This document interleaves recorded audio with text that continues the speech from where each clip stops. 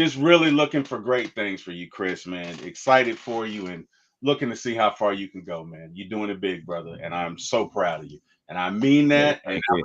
back to it because this shit's getting all emotional. All right, Jack, what we got, buddy? Let's go. Hey, Yeah. we got A1 Forever in the building, man. Big shout out to A1 Forever. Thank you for taking the time out of your day to join us. And Chris, thank you for taking the time out of your day to show up to the membership party.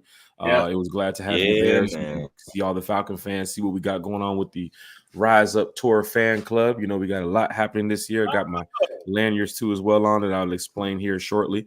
But for Falcon fans in the chat, you see A1 Forever right there on the screen for the YouTube channel. Yeah, Please head on man. over, like, share, subscribe.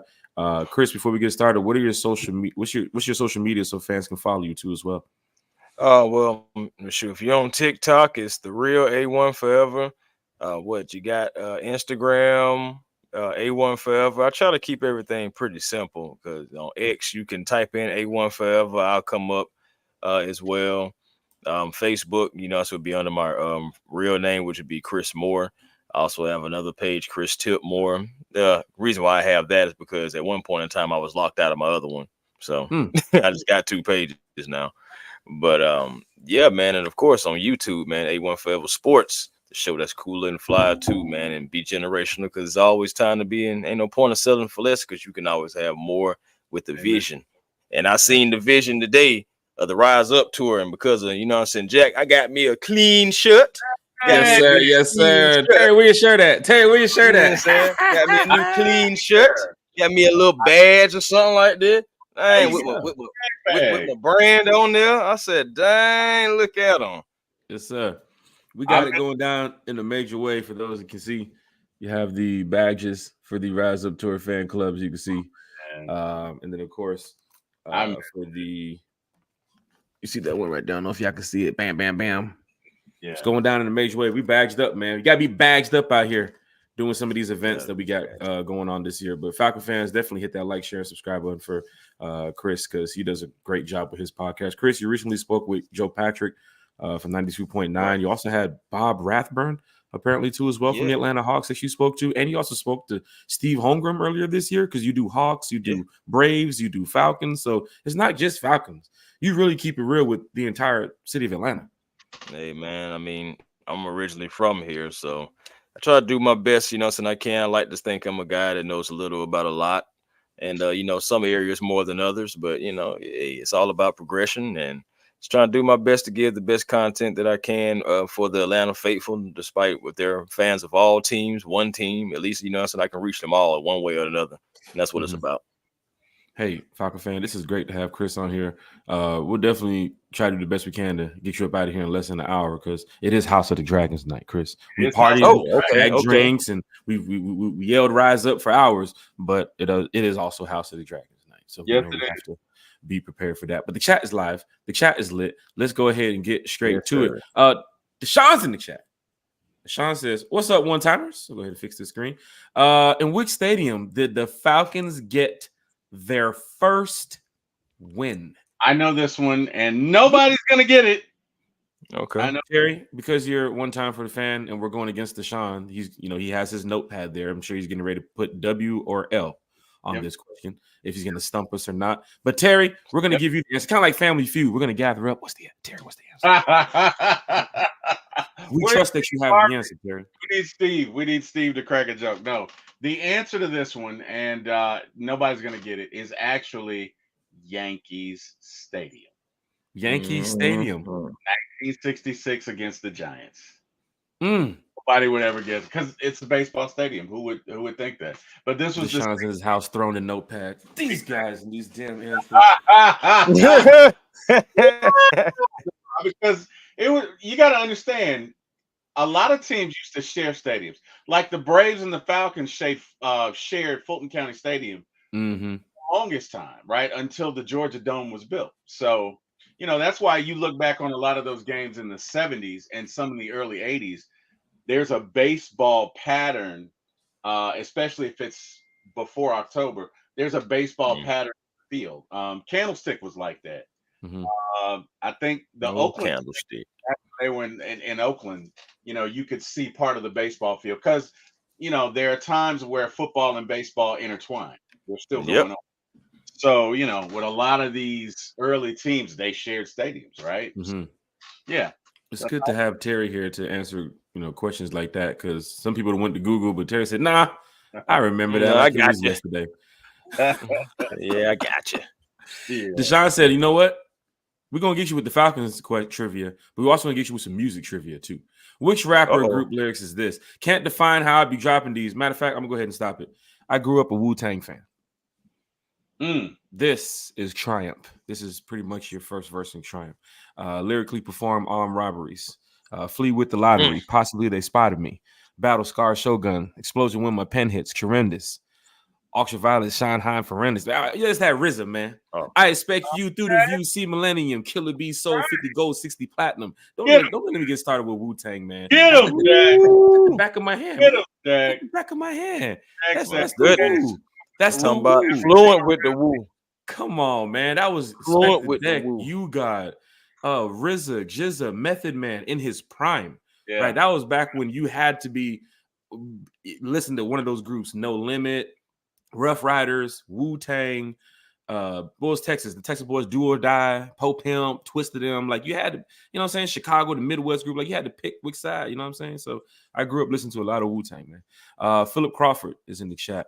He's throwing emojis around too as well. He's representing the red and black. DSGB Hall's in the chat. Throwing emojis around. He was trapping it out last night at the Jeezy concert. Saw him post he had on the snowman shirt, had on the snowman shoes, had on the snowman pants. Snowman glove. No, man, he ain't real come to play. Jeezy. Real Jeezy fan. Yeah, he ain't come to play. DSGB. Die-hard Atlanta Falcon fan. And Smitty. Mr. 10K plus Smitty's Sports. Oh, no. It's 11K now. Oh, shit. Wow. 11K. Smitty doing it big. 11K, Smitty. We're about 40-something followers away from a wow. If you want to just, send an email out like, hey, y'all. Yeah, send no 40 email y'all just blast. Sheesh. A1, you got a solid crew over there, man. You rock with Berto over there on the channel. You got Smitty on the channel. 11K? Smitty 11K, man. Yes, sir. Putting that work in, man. Been putting that work in. Hey, he does a great job with the podcast, man. That's a content creator. Wallace Smith is in the chat with what's going on, fam? What up, Wallace? Smitty What's back. up, Wallace? Yep, Rise up content creators. We did today too. Mateo, oh man, we did, man. We had a great time. We'll talk about that shortly. Falcons football almost here. Mateo is in the chat too as well. A1, Philip Crawford has a question for you. In order for us to make it to the next level, what's the missing piece at what position and who? Especially looking at this roster, the missing piece. The missing piece. Ah, that's rough, man. It all depends on which way you want to go because it's guys that's still out there at different positions. Like, of course, you got Justin Simmons out there. You do that, you can definitely shore up the safety position without question. Having Bates and Simmons back there, I mean, I don't know what his asking price is because he's still out there. But that's one guy. A guy that used to play for the Rams last year and with Coach Ra, Ahkello Witherspoon at the corner. He's out there. You also got Yannick. He's still out there for the pass rush. I mean, I know, and that's pretty much all that he does. You want a pass rusher? Do you know so to kind of throw in, or are you kind of cool with where you at? So it all depends on where you want to go because you really can go at any one of those spots. Because man, but if I had to answer the question, for me, it would probably be corner. It probably would be corner. I probably would give Ahkello Witherspoon maybe at least a call, just because he's familiar with that type of defense in a way. He was with Raheem last year, so being with Raheem last year, I think that could possibly give a edge, maybe. But same time, we got guys like Kevin King out there right now that's still trying to compete for a spot. And what I do know, Antonio Hamilton, Harrison Hand. Yeah, man. So, but I still, you can never have enough corners.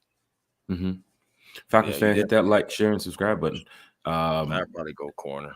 Yeah, just especially because we didn't go corner nowhere else, like the draft, free agency, nowhere like that outside of Hamilton and Hand and a few others like that. But we really didn't address it in the draft, and there was a couple guys we could have gotten, we just didn't.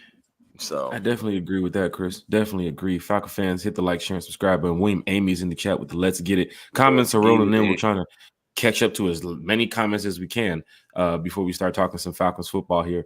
Terry, did you see yesterday when I told Kirk Cousins, I was like, Kirko Frost, and he turned, he was like, yeah, Kirko Frost. I like it. I was saying, you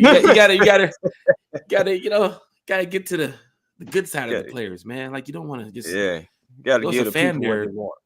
Yeah, you gotta get the people they want. But then again, there was a fan there yesterday. Terry, you saw him. He was going off on the Falcons. Like, he was sitting there next talking to your brother for a minute too as well. Yeah. But he had a lot of fans turn around like. So buddy, I talked to my brother about it. Yeah. We had a conversation about him. And what he said is he means well. Mm-hmm. He literally just expresses himself that way. He said because there was an incident with Matt Ryan where he just kept whatever. A couple years ago at training camp, where they had to send security over and everything. And he said when he talked about it, he was like, "Look, man, I love Matt. I just want him to do X, Y, Z." So it's. I mean, I don't know, man. I don't know what the deficiencies are, but it's his heart's in the right place. It's just maybe he doesn't know how to express it. But it's interesting in how you can see something and think it's one thing and it's really not. So for what it's worth, we did talk about it. But yeah, he was getting after it. He was getting. Eric remembers a couple years ago at camp, he was going at it, and Arthur Smith was looking over there like, who is this guy? I think they had to send security one time, but he's like, number 52, what are you doing? If you don't hit that pocket like this, if you don't hit that zone like this, you got to get out of here. Number 24, you cut. He was going off on the hill. And fans were like, jeez, who is this guy? But he's been there for years. But he showed up at the practice yesterday, and sure enough, after he was done talking with Eric and some of the fans, he got right back to it. And, some of the fans kept looking back like, who is he? But like you said, if you talk to him, he does mean well when he talks about the Falcons. He is a Falcon fan from what he's told us. But he goes to the extra level when he goes. Practice is his moment to, like, show the coaches, I can coach. Like, I can put me out there, let me coach. But he's going into a point where the players are like, well, what's going on over here? Right. I'm going to be honest. That would have worked in the 70s. Huh? That would have worked in the 70s. That would have worked in the 70s. But not.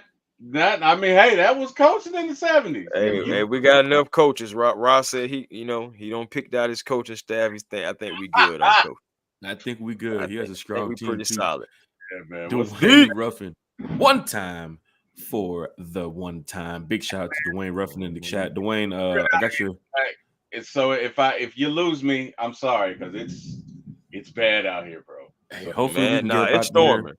Yeah, it's storming. It's storming. It was storming at the membership party. It was storming downtown. But before 9:30, we should be good. So hopefully the rain can just hold off for just a little bit. But if not, then we'll do the best we can here. For those that's driving or those that's in a location away from where you need to be and you have to get there, just be careful. Get home safe. Yeah. What up, Atlanta rain's really showing out. Mactown Dirty's in the chat. What's up, one time? What up, Deke? What up, Mactown Dirty? What up, Cool C? Yes, sir. Shannon Willis in the chat said AJ did not respect Rondo Moore's speed, and for he got beat. I seen it. I seen it. Kind of had him doing a little Nnamdi Asomugha against Julio Jones a little bit. That was tough to watch. I mean, then again, it is practice, so they're gonna go back to the locker room. They'll watch tape. They'll watch film. I wonder what's going on with the Kirk cam, Terry. The Kirk cam. You got the camera right here on the top of the helmet. I didn't see that with Desmond Ridder. I didn't see that with Mariota. The camera. I'm guessing they're gonna go back and look through the camera and see what Kurt sees. A1 to see how he's going through his progressions, his reads. Because I've seen cameras and players. Jack and T. Will. Do y'all think they're doing that because they want to say, without saying it, let's show everyone what going through progressions really looks like? Let's show everyone what what I don't know. Am I tripping? I don't know. I mean, we can go back to the comments when Raheem said I wouldn't be here if you had a quarterback. Hey, dog. Went out and got. He said it, not us. That is true. He did say that. Maybe the. No controversy. And I said that myself about a week ago. I was like, no controversy. Kurt is the guy. Penix is the backup. And really, they're looking at Heineke possibly as the backup, and Penix is quarter QB3.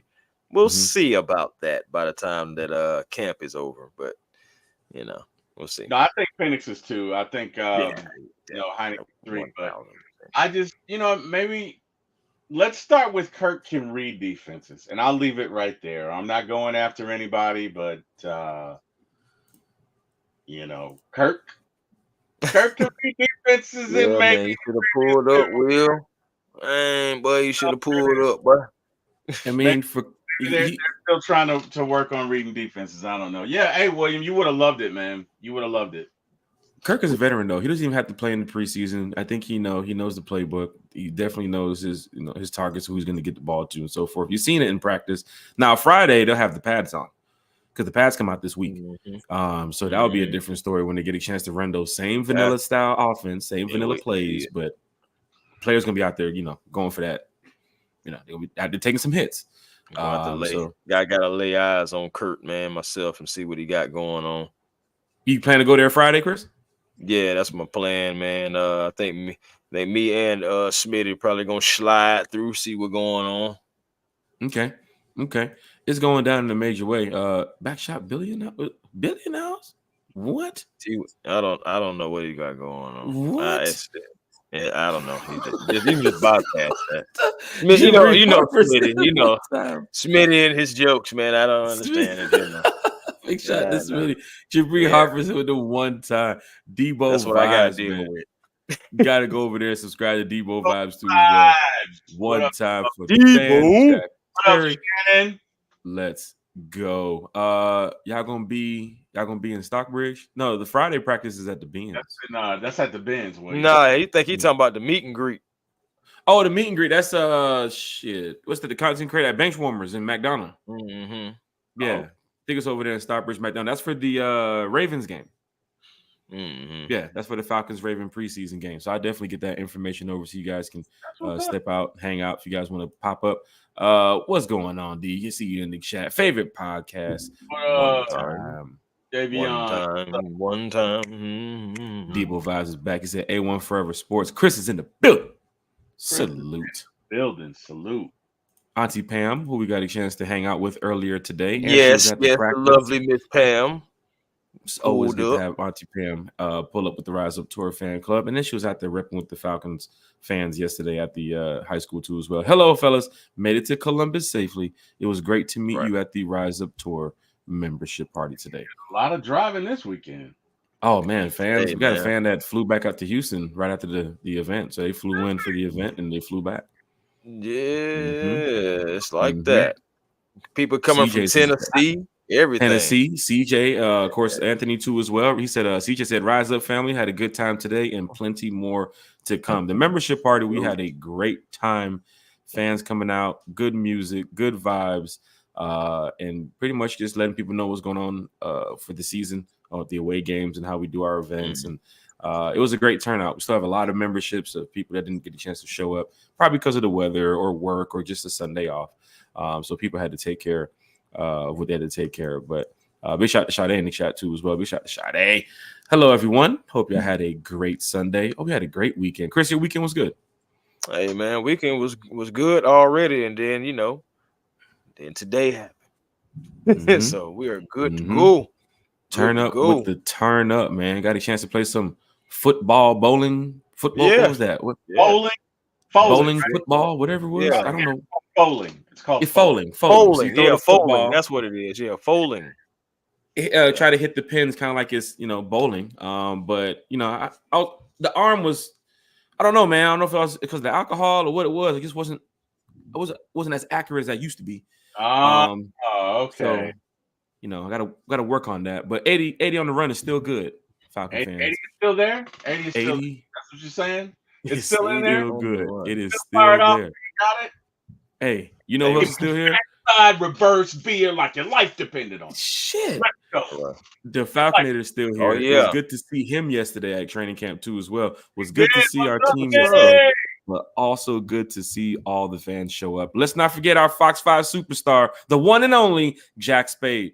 Yes. Spader. I have the video from Fox 5. You and what Yuri on there. Yuri too as well. Miles the GOAT, Miles Garrett from Fox 5. As soon as we walk down there, Miles, One time for the fan. What's up? We got to get you guys. I said, you already know where to find me, Miles. I'm right here. He's got the producer, brought him over. We had a good conversation. He posted it late last night on Fox 5.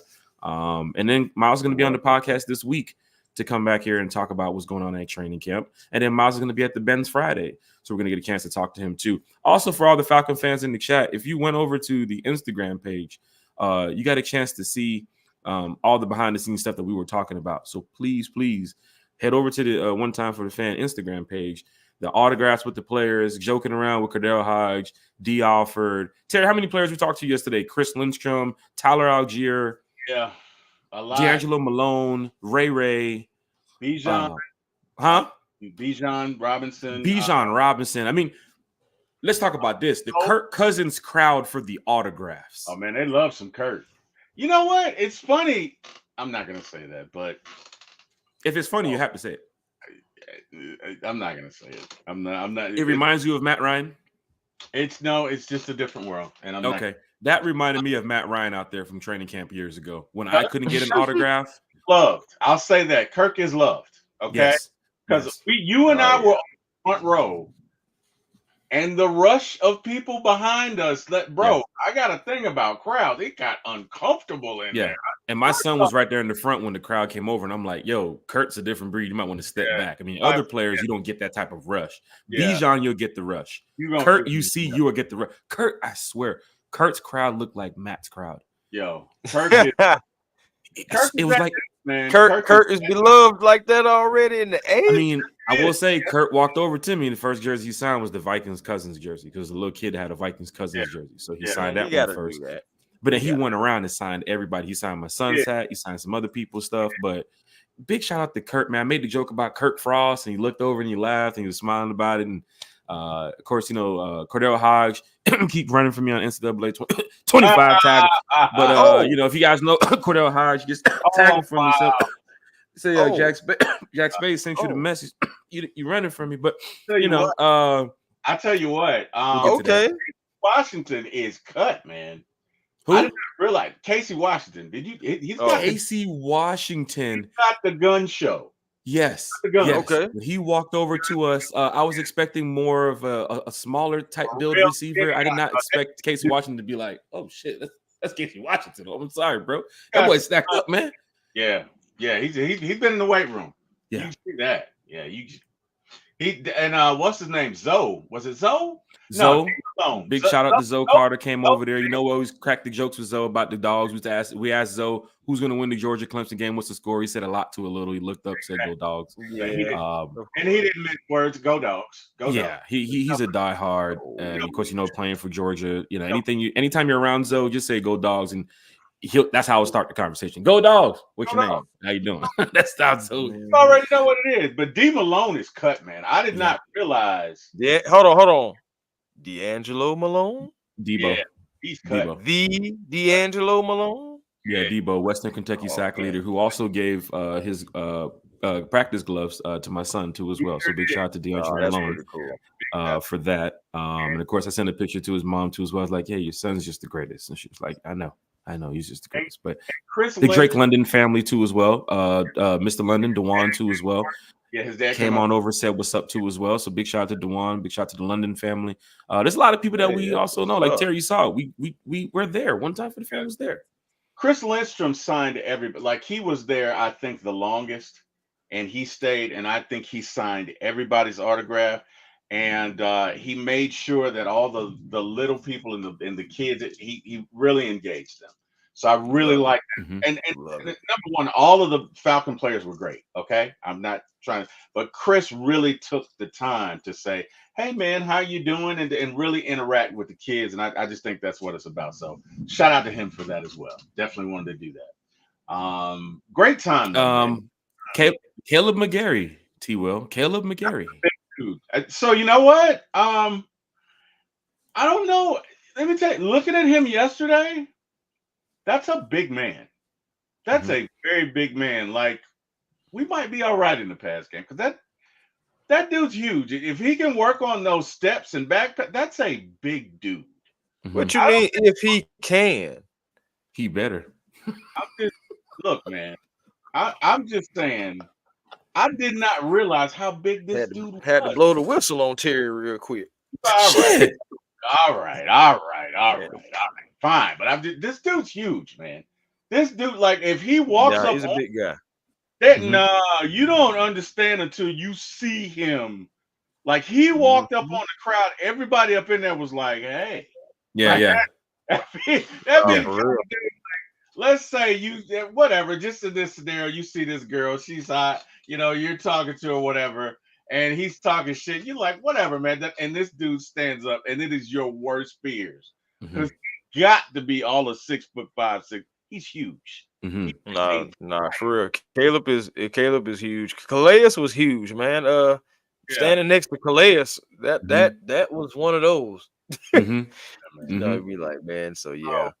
Big guys, man. That reminds me of a time I was in high school and I went, me and my friends, all of my misadventures start with me and my friends. So me and my friends were at this game and our team sucks. So we're getting our asses whooped.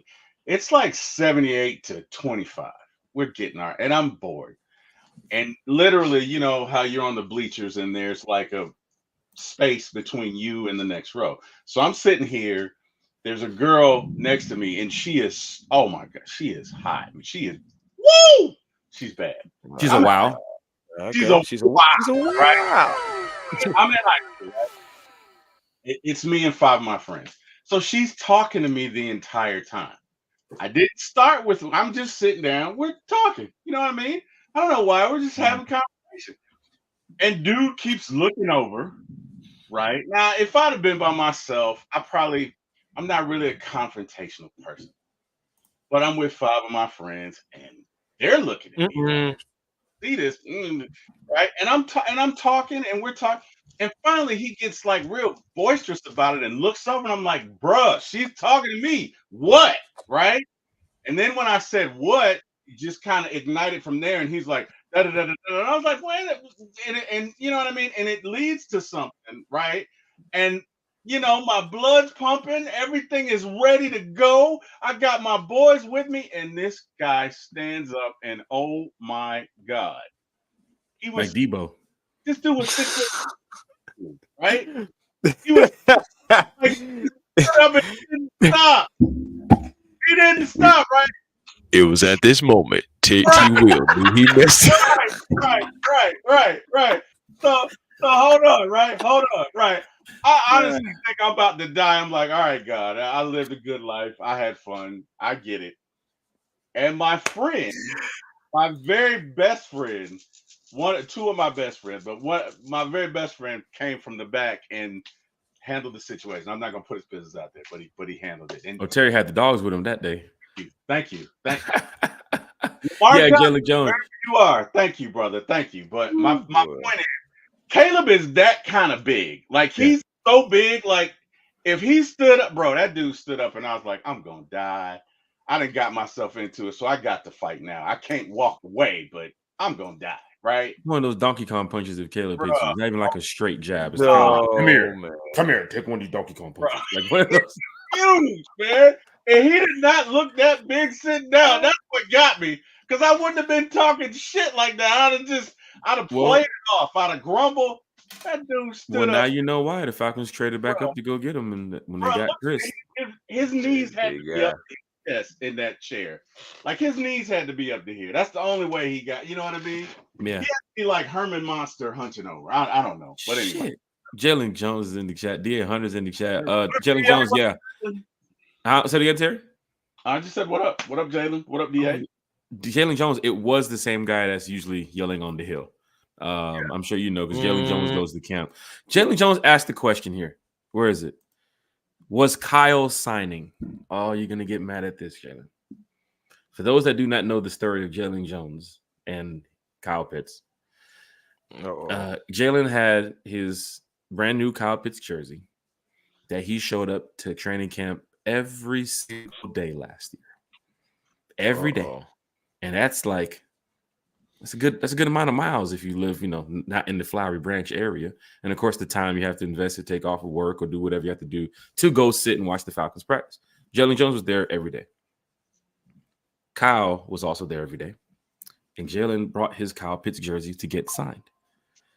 And Jalen was there, I think it was like 9-10 days of training camp. Kyle Pitts did not sign his jersey. For the couple times that we saw Kyle Pitts, he would sign, but he wouldn't go down toward Jalen Jones's area.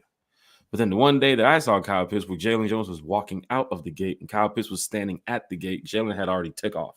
And I was like, Jalen, Kyle's standing at the gate. Like he's just standing there. Like that would have been your moment right there to go get it signed. So Jalen's asking the question, was Kyle signing? If you go to his Instagram page, Jalen, you will see that Kyle Pitts was walking around signing autographs yesterday. Oh, wow. So Jalen, oh, wow. Another year. Oh, wow. You get to see Kyle Pitts not sign your jersey. But we're going to do the best we can. Oh, come on, man. Jalen Jones is a diehard Atlanta Falcons fan. He just wants the jersey signed. I remember him walking over to security last year. And he was telling Kyle, come sign. Security. He was telling security. They was trying to tell Jalen, hey, all the fans got to go. Kyle's standing right there. He's standing right there. He's telling security, just take my jersey to him. Here's the Sharpie. Take it. Are we throwing a penalty on Kyle for not signing Jay's jersey? I don't want to throw a penalty on Kyle because Kyle walks around. Of course, the kids come first. That's why you saw yesterday, Ravage and his wife was like, bring your kid. Where your kids at? Yeah. Jack, go get your kids. Go put them right here in the front row because they're going to the kids first. Yeah. So a lot of times, and you saw it yesterday with Kirk Cousins, when Kirk went, it was like a swarm. When Bijan went, it was a swarm. But the kids come first. If you have 100 kids in front of you, you think they're going to get to that one jersey in the back. A lot of times people hand their stuff to the kids to get it signed, but then the kid is like, I'm not a bookie. I don't know you. Whatever, buddy. You're not going to exploit me. Yeah. Not at all, player. So parents kind of like, oh, the players take the picture. That's why I like when DeMario says he gives the player the phone and says, take the picture, right? Trying to sign 1 million autographs in our group. Here's the phone. Take the picture. We'll tag you on social media. Everybody remembers it forever. That's what's up. Right. But, yes, Kyle did go around and sign. April Thomas said, what up, Terry? Reese is in the chat. What's up, Stephanie? What's up, everyone? It was great meeting so many today. She was also at the party, too, as well. A1 and Terry, she plays golf. So, hey. Okay. We got us another golf buddy when we go on the road for these Falcon games because we're going to be teeing up in a lot of these cities, too, as well. Matthew Bass, who was at the Rise Up Tour Fan Club membership party, said, rise up, fellas. Keep up the amazing work. Big shout out to Matthew Bass. Pamela Johnson's in the chat. Bijan. They went crazy for him too. Hey, look, Kirk was a lot. Okay. Yeah. Last year, Bijan he needed 2 police officers to walk around with him. Last year, Bijan. We're at the really? top. Yeah, 2 police officers to walk around with Bijan last year. Jack, what are you? You like 6'1"? With shoes on, with cleats on. Yeah, I'm about 6 foot. 5 6. Yeah. So I'm 5'9", Chris. Okay. I'm 5. I in the NBA would be considered a midget. I'm 5'9". Wait. We can't say midget anymore, right? Yeah. Little person. Okay. I'm surprised you let that slide. No flag on me. Okay. Perfect. I normally get a flag. I didn't get you on this one. I'm waiting. You probably gonna say like the donkey one in a minute. I just figured I'm gonna get you on that one. No, man. Okay. Gotcha. Let's go ahead. Let's get it out the way. Come on. No whistles. Matter of fact, no whistles on Terry today. We had a great weekend. Terry showed up. Terry, you drove almost 40 miles yesterday. We're gonna wave the whistles today for you. 81. Okay. You drove 80 miles yesterday to get to the Falcons practice? Yes. 80. 80 miles. 80. Terry, we're gonna. We talking about round trip, or we talking about 80 there and 80 back? One way, bro. 80 one way, 80 back. Bruh. Sheesh. We're gonna go ahead and clear the whistles for you today. So the floor is yours. You can say whatever you want, Terry. You can get it all out. We're not gonna go ahead and blow the whistle for you today. I appreciate you, my brothers and sisters. That's the best we can do to take care of the gas situation from yesterday. We're not gonna blow the whistle. I appreciate it. But no, and I'll bro, I'm up there. I'm 5'9", mind you, right? And they're giants behind me. They're reaching over me. And it's weird when, excuse me for saying this, but it's weird when grown men are like, it's awkward. It's a bad feeling, right? So it's like all these people reaching over you and and I'm fit. You guys are young, so crowds probably don't bother you. But once you turn about 48, you get you see the world a little differently. And at 53, You don't want to be in a crowd like that, man. You just never know what can happen. Bad shit happens in crowds. So it's like and Kirk his following is insane. So Kirk came out and the crowd just morphed over there like, oh my God, it's Kirk. They're all behind me. Hands, fingers, stuff going everywhere. I'm right. Sign. That's all you keep hearing. Yeah. You know what I mean? And these are just the kids. No, I'm kidding. And then Bijan comes over, and it's like game over, dude. Because to your point, Jack, bro, they go crazy. To the adults who push the kids, though. I mean, Eric Parker remembers the Matt Ryan situation where the kid was on the rope or the rail when they had the guardrails out there years ago before they put the ropes up, and they knocked the rail down. They knocked the guardrail down, and Matt Ryan had to back up and clear the fans out. And they were pushing the kid, like the mom. Eric Parker knows the story very well. I guess the mom asked the kid to go to the front, and he had his brother or somebody else with him, and they kept handing him the stuff, and everybody's like pushing up on the kid as Matt Ryan's there. Because I'm telling you, A1, when you see it, they push the kid. They want the autograph. So there's some fans that's like, I don't have kids here. Get these kids out the way. Right. And then there's other fans that's like, hey, my daughter's there. My son's there. My little brother's there. Like, be careful. There are some fans that's like, no. Yeah. Here, Chris. And they're handing everything. And you're looking like, what the hell? The guy's like 4 people behind me reaching over me trying to hand to Chris or trying to hand to Kirk. So that year that, they pushed the rail down and Matt Ryan had to back up, then they put the rope up in place. And we just hope that doesn't happen again. But I saw some adults yesterday trying to get these kids out the way. Type stuff. Really pushing on the kids just for an autograph. Yeah, because the kids rush up and go to the front, and after they get their autograph, they might stand around, talk to the player, let's take a picture. But then other people are like, okay, it's my turn. Let me get my autograph now. But some people is like, oh, we can wait. We're all patient. They're gonna sign everybody as much as they can. But people are just pushing. And don't forget about when you get a space. Like if Chris Lindstrom has a space here and Bijan's right here, somebody's gonna fit in between there. Right. You got to know that too as well. They're going to be, bro. They're fanatics, man. When it comes to the autograph session, you know what else took a beating? That sounds uncomfortable. I'm sorry. Yeah, it's a lot of people. Yeah. You know what else took a beating? My pandas. Not the new pandas. Not the pandas. Not the ducks. Pandas. I know. They were so pretty yesterday, and they were mad at me because they got all stepped on, and I was like, no, you're right. You're right. First about that, right? So you're right. What's up? I said you're right. You're right. I'm agreeing with you. Mm-hmm. Yeah. So I learned the next time I'll just wear my all black Air Max or whatever. Hey man, it looked like Rolling Loud for a minute. The way everybody was all bunched up. Right. I turned around at one point. I said, "This looked like a Travis Scott show." I'm gonna have to go ahead and back up a little bit. I was ready for the mosh pit to open up at that point, right? But to see like somebody like shoulder to shoulder with you, I mean, I know it's fan behavior. People want to get the autographs, but I mean, you should have seen when they announced that it's autograph time. Everybody from the stands came down to the floor. Rush. You gotta try to get those autographs. Big shout out to April Thomas in the chat, Larry, William, Amy, Jalen Jones too as well. So many diehard Falcon fans. The Falconator drove 163 each way. He comes in from the Carolinas, man. When I tell you about diehard Falcon fans this fan base has, it's great to run into a lot of these fans on the road, home games, practice, at Publix, at the gym. Doesn't matter. The Falconator, him and his lovely wife too as well, drove down 163 miles. Oh, you know what? I got nothing. You got me beat, Vinny. You got me beat because that's a lot. So since he got you beat, we'll blow the whistle on you then. So appreciate it, Vinny. You got. Wow. Yeah, so we'll go back to that. The moment 5 minutes ago. Total. That's 326 total. Damn, it's around there. Wow. Yeah.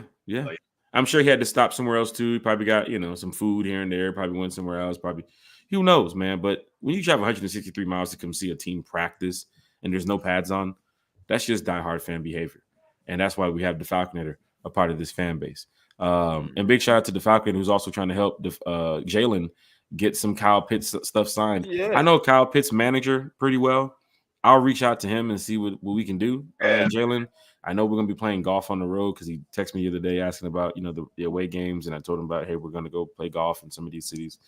So I'll do the best I can too as well. But, you know, Vinny, if you want to go ahead and try and get some stuff, that'd be great, man. However we can help fans, man. It's one time for the fan is from the fan for the fan. You can see it from the chat to the podcast, man. So big shout out to everybody who's rocking with one time for the fan. Ravik said that's why I stand up front, because that doesn't happen in our section.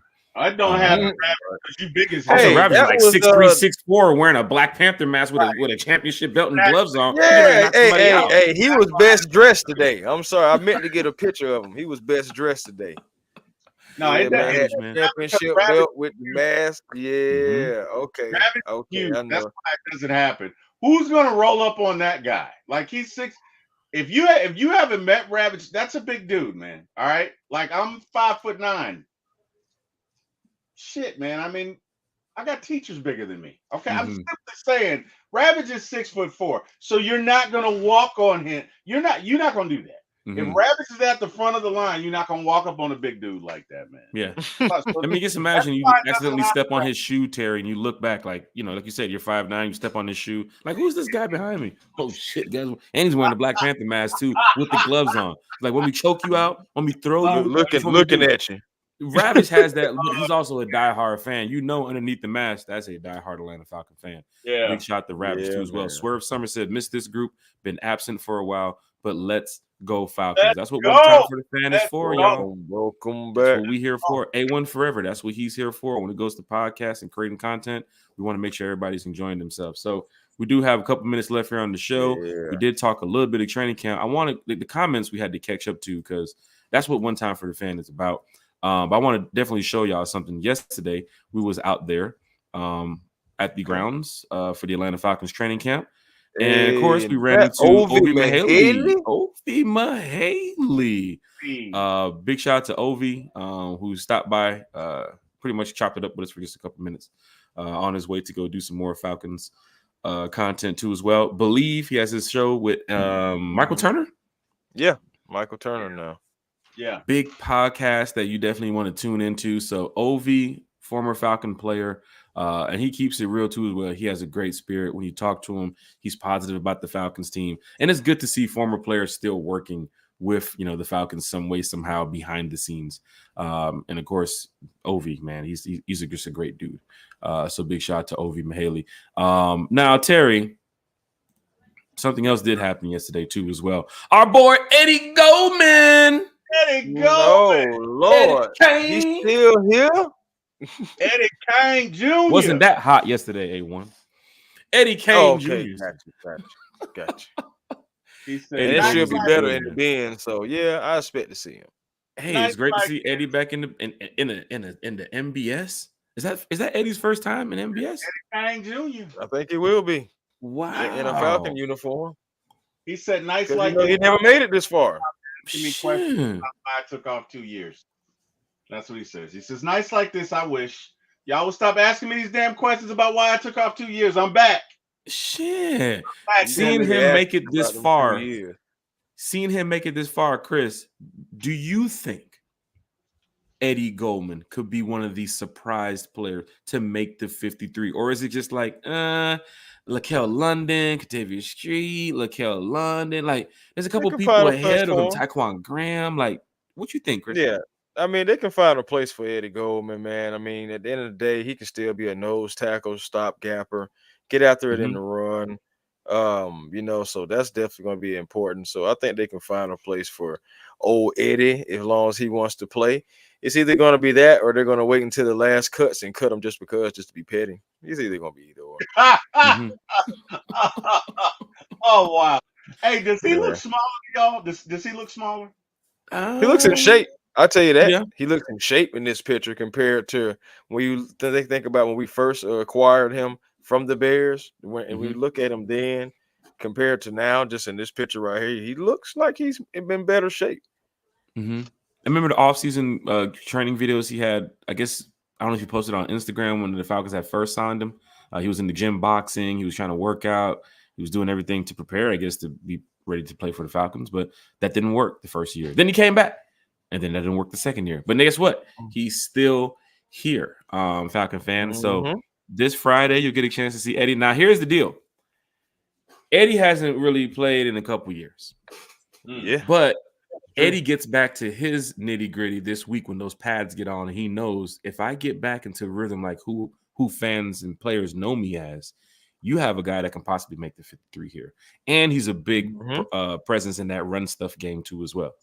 Like when it comes to run defense, when it comes to clearing that pocket out, Eddie Goldman, I mean, look what he did with the Bears, man. I mean, he did have some guys beside him in Chicago when he played with them that was able to, free up some space and give him a path to the quarterback and the path to the, tackle for loss and every now and then. But he does have Grady and David too as well, or whatever rotation they try to mix in. So I'm rooting for Eddie. I'm truly rooting for Eddie on this one. Hey, man, I'm rooting for the whole defensive line, to be honest with you, because I know it's going to be some guys we can't keep everyone. But the thing about it is, on the defensive line, we got a good problem right now. We got guys that we want to mix and match. We want to see who's going to work out. And I believe the best players are going to make the team, especially on that defensive line. And the fact that you can mix and match different guys, see what's going to be the best, lineup. Like, who's going to be the tandem to go with Zach Harris and a guy who I feel like is going to tear it up this year? So like I think Jay Rodgers has a good problem on his hands, and I think it's going to work out for us. I do, because everybody's hungry. You said what problem on his hands? I like how you said that. A good problem on his hands. Yeah, a good problem, man. So, yeah. So, Chris, you said the Falcons would be petty and cut him in the. Hey, man, it's either Eddie gonna make it or they're gonna be like, well, we just wanted to bring you around, to get you for old and new. And thank you for your service, you know what I'm saying? Thank you for your sweat and your tears, all the good stuff. And that reminds me it would be funny, man. I'm waiting for Eddie to stop playing and go and come out and just say, man, I just didn't want to play for Arthur Smith, man. I looked at that roster. I know professionally I shouldn't be saying this, but I looked at that roster. I mean, it's random how he just hung around the teams. They'll like he's around there with Raheem, the new head coach comes in, other coaches leave, new coaches come, and here goes 404. Hey, Raheem. Oh yeah, sure, I'll come play. Yeah, no problem. I'll be there. I think it was more. I think it was more like Raheem's phone rang and he was like, "Oh, who is this? Yeah, hello, Eddie Kane. What can I do for you, brother? You say you want to be a Falcon? Terry. Wait, you say you still want to be Eddie Goldman on the phone? He wants to be a Falcon.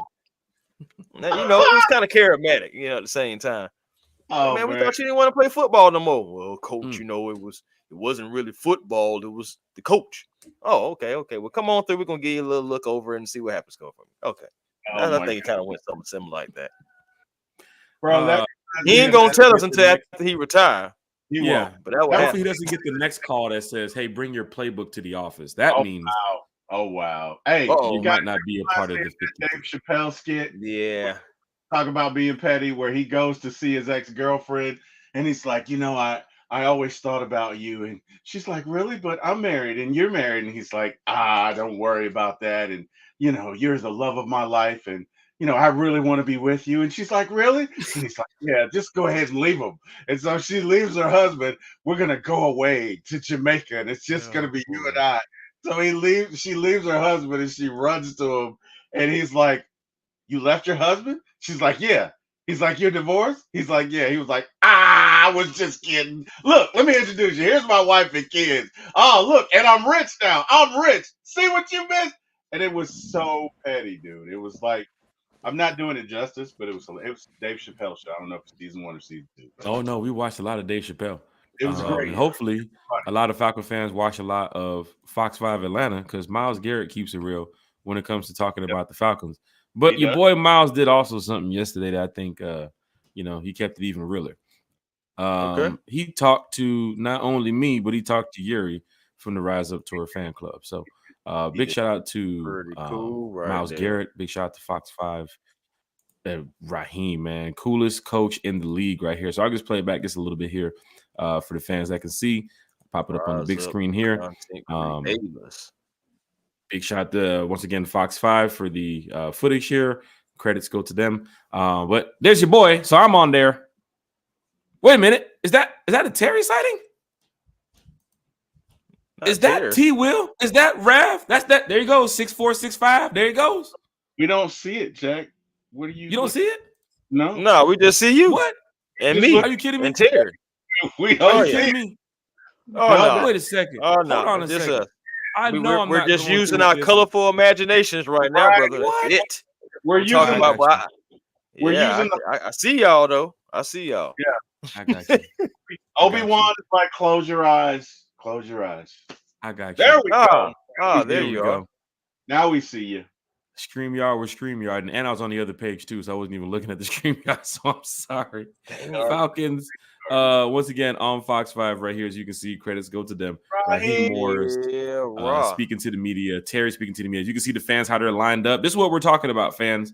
When you go out there to some of these practices, this was the front row at the bottom, so they had everybody in the stands up here, which is the high school bleachers, which is holds about a good 1,000 people or maybe a little bit more. But the bleachers were filled up. So everybody else pretty much trickled down here to the bottom row. And then there was on the other side too as well, which they didn't have that many fans out there. Like them fans. The fan. Yeah. Yes. Yes. The fans were out there. But your boy was out there. We're talking T. Falcons Will football. T. Will's right there. T. Will's like, he ready to chime in too. Like, give me the mic. I'm ready to go. I'm ready to go. Give me the mic. Give me the mic. Terry can talk Falcons football. Everybody in this picture here can talk Falcons football. My friend hit me up when he saw the video. He was like, that's like a mob boss type of crew. Like, look at the crew you got behind you. Like, what? He's like, man, look at everybody. Like, you guys look like, like a biker group, man. Like, you guys are like, hey, don't mess with the Falcons. You know what I'm saying? Mario's over here. He's chained up. Yeah. What show was that? Sons of Anarchy? Look at him. Yeah. Look at Vin. Oh, okay. I see you. What's up, Yuri? You can see some of that too as well. Michael Penix. These are some of the small plays that they're doing. Some of the one-on-ones and 7-on-7s, and of course they had a couple walkthroughs. Taylor Heineke, Michael Penix, Rondo Moore, Mooney. Mooney caught a great pass too yesterday, and we saw that one, Terry, where we mentioned it. He's a guy that has that separation in the league where PFF mentioned it. I mean, this guy gets open. It's going to be a problem in the NFL. It's going to be a problem for a lot of teams we play. People might look down on Mooney like, oh, no, he's not that guy. He played with Justin Fields. Well, he's not playing with Justin Fields no more. And Kirk Cousins, we saw yesterday, 2-step drops, 3-step drops. Everything that Kirk did from the quarterback position yesterday was just on point. And I'm just glad to have him here. Terry, quickly, man, yesterday, training camp, overall thoughts. What did you see? What did you I don't know if you took any notes or not, but just let the fans know, man, because a lot of people was not there. Yeah, like me. Shit. But you'll be there Friday. So it'll be all right. Oh, yeah. You will. I'm going to catch up. And then for you, Chris, I guess you probably saw some notes and everything online. So after Terry, what did you hear? We can talk about that. Mike Hughes was back. Oh, we want to go to Chris first? All right, bet. Chris, what did you hear about training camp yesterday? Of course, Mike Hughes played a lot in the ones yesterday. So fans were expecting to see maybe Clark Phillips gets that role. Mike Hughes back out there again with the starters. We saw Berlin Trice out there yesterday. We saw James Smith-Williams and Zoe Carter on that mix at outside linebacker. So something that we can look forward to here, that maybe James Smith-Williams and Zoe Carter would be the two guys on the end over there to look at. But Chris, what is your thoughts about what you heard about training camp? And then we'll try to piggyback off that. Well, I mean, for what I've heard, I'm hearing that both of our quarterbacks, our current and our future, are looking pretty darn good. I mean, that's one thing that I want to see, especially from Kurt, coming off of that Achilles injury, being a little older. He's not necessarily a guy who's been injured, but this is still something that you have to make sure he can plant, everything like that. From what I'm hearing, from what you guys are saying, it looks like Kurt's looking good out there. It's like he probably really doesn't need a few snaps or anything like that. So, I mean, that's encouraging to see. I'm definitely going to get a look at that myself Friday. Of course, everything's vanilla. It's walkthroughs and everything. But I'm expecting to see – I want to see what I heard that Storm Norton got some first-team reps too. Yes, I've been hearing about that. So that's going to be interesting moving forward because I know what people say about Caleb. Of course, I like Caleb more in the run game, but we can't ignore that Storm Norton in limited roles last year in the passing game, he looked pretty solid. So that's going to be interesting moving forward. And they got to make the best decision there, especially, but for Kurt. And same thing, if you know what I'm saying, for Kurt's blind side. So we'll see what happens, man, with that. I want to see more of Michael Penix. I'm looking forward to that. You guys are saying Casey Washington looks like a man amongst boys. We're gonna see what's going on with that. What else did I hear? Just off of the top of it, I have no notes. And Troy Anderson too as well. That pick six. I heard. There. See now, okay. I'm glad you brought that up. So the Troy Anderson thing, I heard that the play was really over.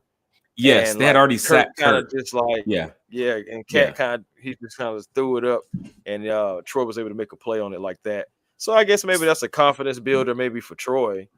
But at the end of the day, it wouldn't have happened. You know what I'm saying? You said he was already sacked, right? Well, the way they run it with training camp, if a player gets there in that zone, he's not going to touch you. Right. I mean, one of the other teams earlier this week at training camp, somebody hit the quarterback. They sat him out for the whole training camp. I mean, they sat him out for the whole day of practice. I forget what player it was. Somebody in Denver or Kansas City or somewhere.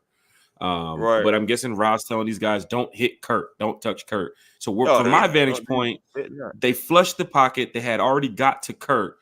And if it's an NFL game and Kurt tried to scramble or try to throw the ball away, it would have been a pick six. But the referee did blow the whistle. Now, you got to look at it to where it's practice. But Troy Anderson was where he needed to be if the ball was thrown. Once again, linebacker focusing on where he needs to be, looking at the reads, looking at what's going on with Kurt. And when Kurt threw it, it was like, thank you. But we want to see more from Troy Anderson. But when he was running down the sideline, you saw Montana State Troy Anderson running like that 40 time run. That was Troy Anderson I saw, and fans were happy to see that because it was like, is that Troy? Is that Troy? So yeah, I mean, he needs to be healthy. All that. Yeah, those are the moments you're looking for. When Rondale Moore scored on AJ, it was like, is that Rondale? So those are the moments that you're looking for. But Kirk Cousins planting, dropping back, getting the ball to Kyle. I think that him and Kyle connection is going to be stupid this year. Now the thing about I was about to say the thing about AJ. I know I've been seeing people saying, man, all right, he out there. Ain't looking like a number one, man. He out there getting burnt, you know what I'm saying, by the number 3 receiver, or the number 4 receiver, et cetera, et cetera. But Rondale Moore, I mean, he's always been a speedster. And, I mean, what do y'all think about AJ on that particular play? You think he just took maybe a wrong angle? You think he underestimated the speed? Just because you guys were there. I seen the video, but you guys seen it better than me, like up close and personal. Like, what do you guys seen on that play? For me, I mean, Terry, you can piggyback off of this. I was actually talking, I believe, to Miles at that time when the crowd had said, ooh, like that. And they looked up. We all looked around like, oh, damn, Rondo just did that. I went back to go watch the video. And the fan had pointed out, like that's the same thing that Hopkins did last year. So when he said that, I was like, damn, don't tell me we're going to have one of those 3 touchdown games again with somebody on AJ. But nah, Terry, from my view, I mean, he just looked like he just underestimated the speed of Rondale Moore. And it's practice, they're going to get better at it, but it's practice. Terry, what did you see? No, first and foremost, it was a perfect throw. It was a dot from Penix.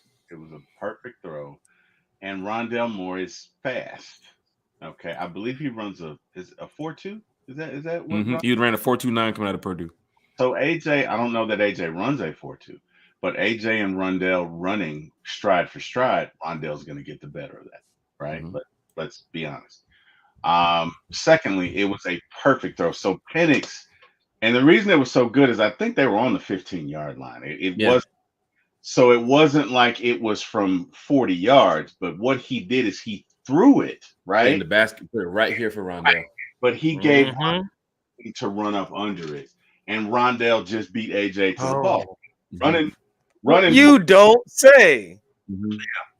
Yeah, and running a 4.2. That's gonna happen. Yeah, what I did notice though, first of all, Rondale can fly. Mooney kind of a little reminds me of Deshaun Watson. Not that he's as accomplished, he's not. But they're both rail thin. They're both very thin and really fast and really quick. And Mooney gets in and out of breaks. I mean, look, he was the most open in the NFL last year, and it was for a reason. And it's because he's fast as hell. I think Mooney is your sleeper on this offense because Kirk can get him the ball. He's got somebody that can get him the ball. And I think, look, Kyle looked good. Kyle looked great yesterday. Kyle was catching balls all up and down the field. Like it was just, oh, thank you. Okay, thank you. Oh, 15 yards. Thank you. Like it was. So he and Kirk are already in rhythm, right? Drake looked good. Mooney looked really good. So it's only going to get better. It's only going to get better, man. The connection's only going to get better, fellas. That's the Isaiah Woodson. His nickname is now Flash. He came over and talked to us after the practice too as well. Up him Flash. You did. Yep. We asked him what his 40 time was. I think he said it was a 4.32 or 4.31 around that. I was like, oh, so you want a nickname? That's what you want. You talking about Wooten. Isaiah Wooden. Yeah. Wide receiver. And he's a smaller wide receiver too. He had to be about what 5'10, about 5'11 or so, kind of like a Damian Amendola, like Wes Welker type. But he's a speedster. Got a motor though. He got a motor. He does have a motor. I advise everybody, please go look at his tape. Go look at his film. Because Isaiah can play, but and he's cut also. Yeah. So I was noticing, like, when the players come up, you kind of, because you can't really get a good picture as to how big they are on TV. When they come up, like, you see who the gym rats are. Casey Washington, gym rat. D Malone, gym rat. Isaiah Wooden, gym rat. Because you could see the guns, right? Mooney's slim, but he can, like, Mooney to me, and I know Rondell is faster, but Mooney's play speed, Mooney's in and out of breaks. I don't think there's anybody faster, right? Because you can go fast, but if you got to stop the cut, that's different. That's what made Jerry Rice so great, is whether he was running a 9, a post, a slant, whatever, he never stopped. He was in and out of breaks. And I get the same thing from Mooney, which is probably why he's always open. Because A, you don't know what you're going to get, but B, there's no hesitation. Oh, I got to go left. It's all one continuous motion. Okay, I got a question for you then. Who do you like better on route running, Darnell Mooney or Calvin Ridley? I'm going. Calvin was trained by Julio. I gotta be honest. I think Julio is one of the best to ever do it. I think that's what made Julio was so great, is he was big, but Julio ran routes. Yeah, Julio was probably the technical best receiver in the league at his time. That catch he made in the Super Bowl, I don't know a whole lot of people that make that catch, because Julio's 6'4", 6'3", 6'5". That ball had to be 7 feet in the air, right? I'm going with Calvin. Yeah, I got to go with Calvin too, and I'm gonna go with Calvin just because Calvin could run routes in back in Alabama. Yeah, didn't he? Wasn't he the one that caught the touchdown? Yeah, I was there. Yep. Yeah, he sure did. Yep, he took that away from Georgia. I was there, and it was you know what it was? It was an out and up. It was an out. I was so mad at Kirby because the cornerback that he had in was a freshman, and if it's me. Because it was like 3rd and forever. It was, there's no way that kicker was gonna make it. He sucked. It was 3rd and forever, and all Kirby had to do was grab him by the mask and say, "Look, kid, just don't let him get behind you. I don't give a shit if he throws a 10-yard out. Just don't let him get behind you." And you know what happened? To your point, Chris, Calvin runs the out and up and got him, and went right by him. And Tua throws a beautiful pass, and the rest. But I'd have to give it to Calvin right now. Calvin's footwork is crazy too as well. I saw that from Sanu. He posted videos back when he was playing about footwork. Chad Johnson, you've seen some of his footwork too as well. From when that ball says, when that quarterback says hike, like it's not just, run out there and get to my spot. A lot of times you see that footwork moving around like they're dancing out there.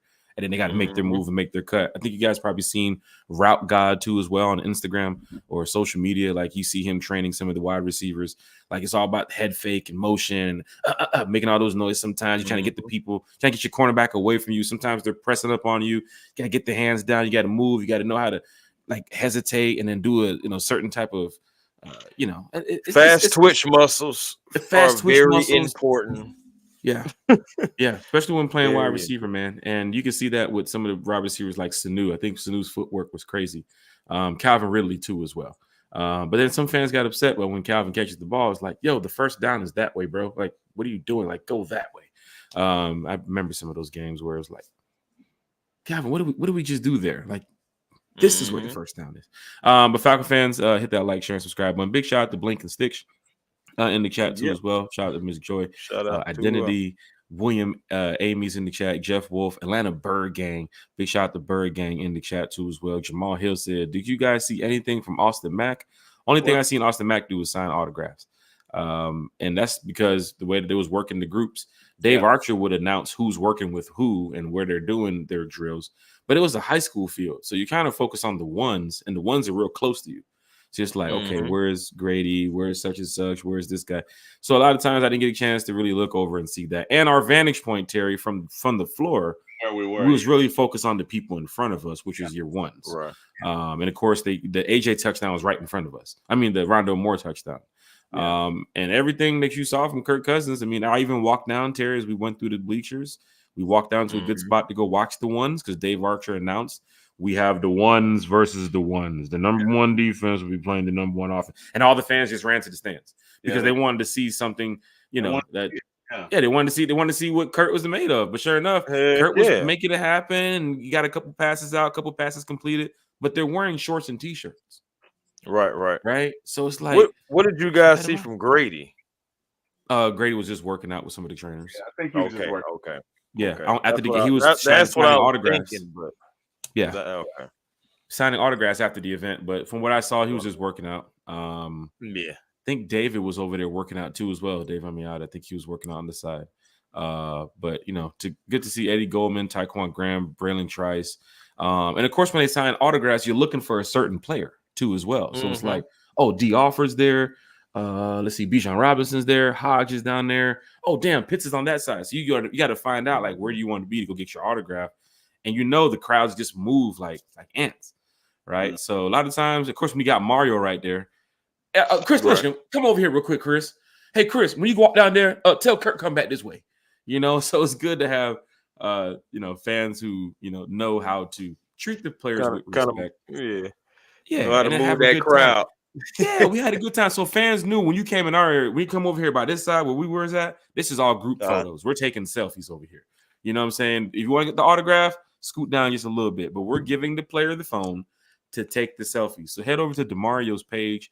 He got the selfie with Zoe Carter with us. I think Koo took a selfie with us. Yeah, Caleb McGarry took a selfie. A whole lot of players. And Mario, man. Mario be everywhere, man. Die hard Atlanta Falcon fan. And Mario posted too as well. His pictures were still loading from training camp. So they call him Picture Man. So he's gonna post probably over 100 pictures.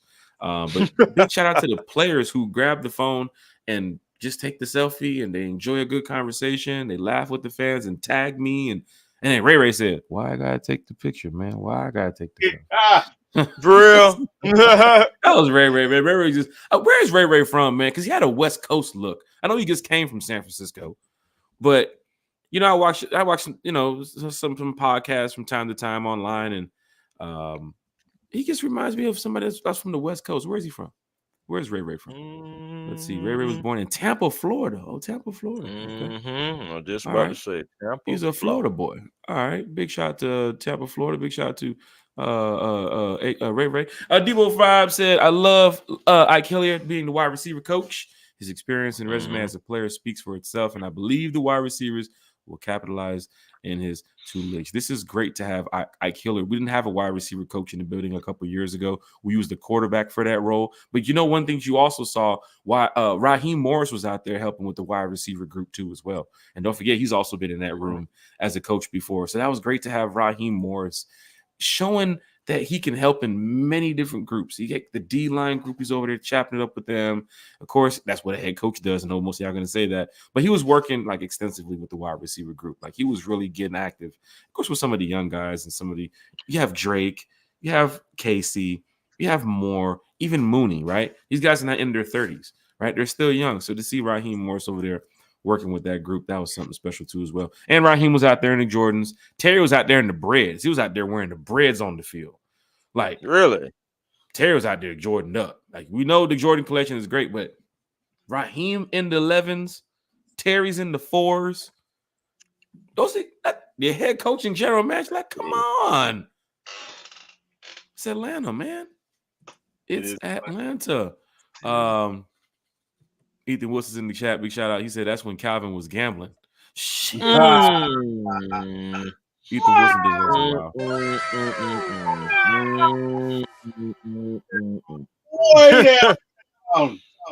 Way down. In that from way downtown. Shit. For 3. Today was a fun day at the Rise Up Tour membership event.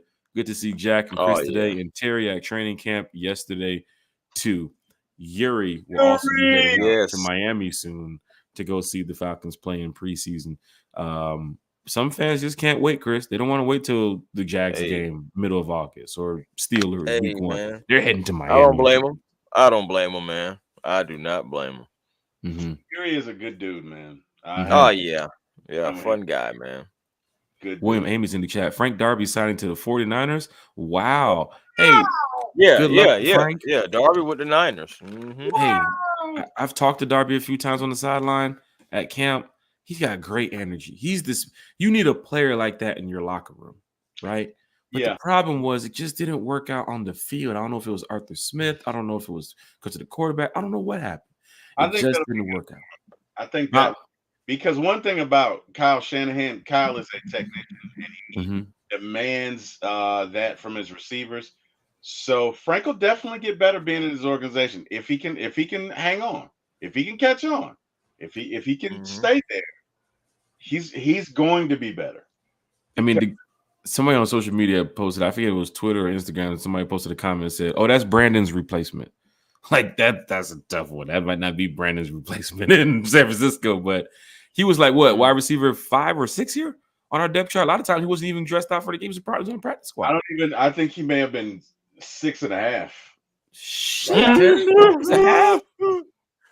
There he is, Debo Vibe. Ray reminded me from Old Dog from Menace to Society. Definitely West mama. Coast vibe. Hairstyle, I'm sure.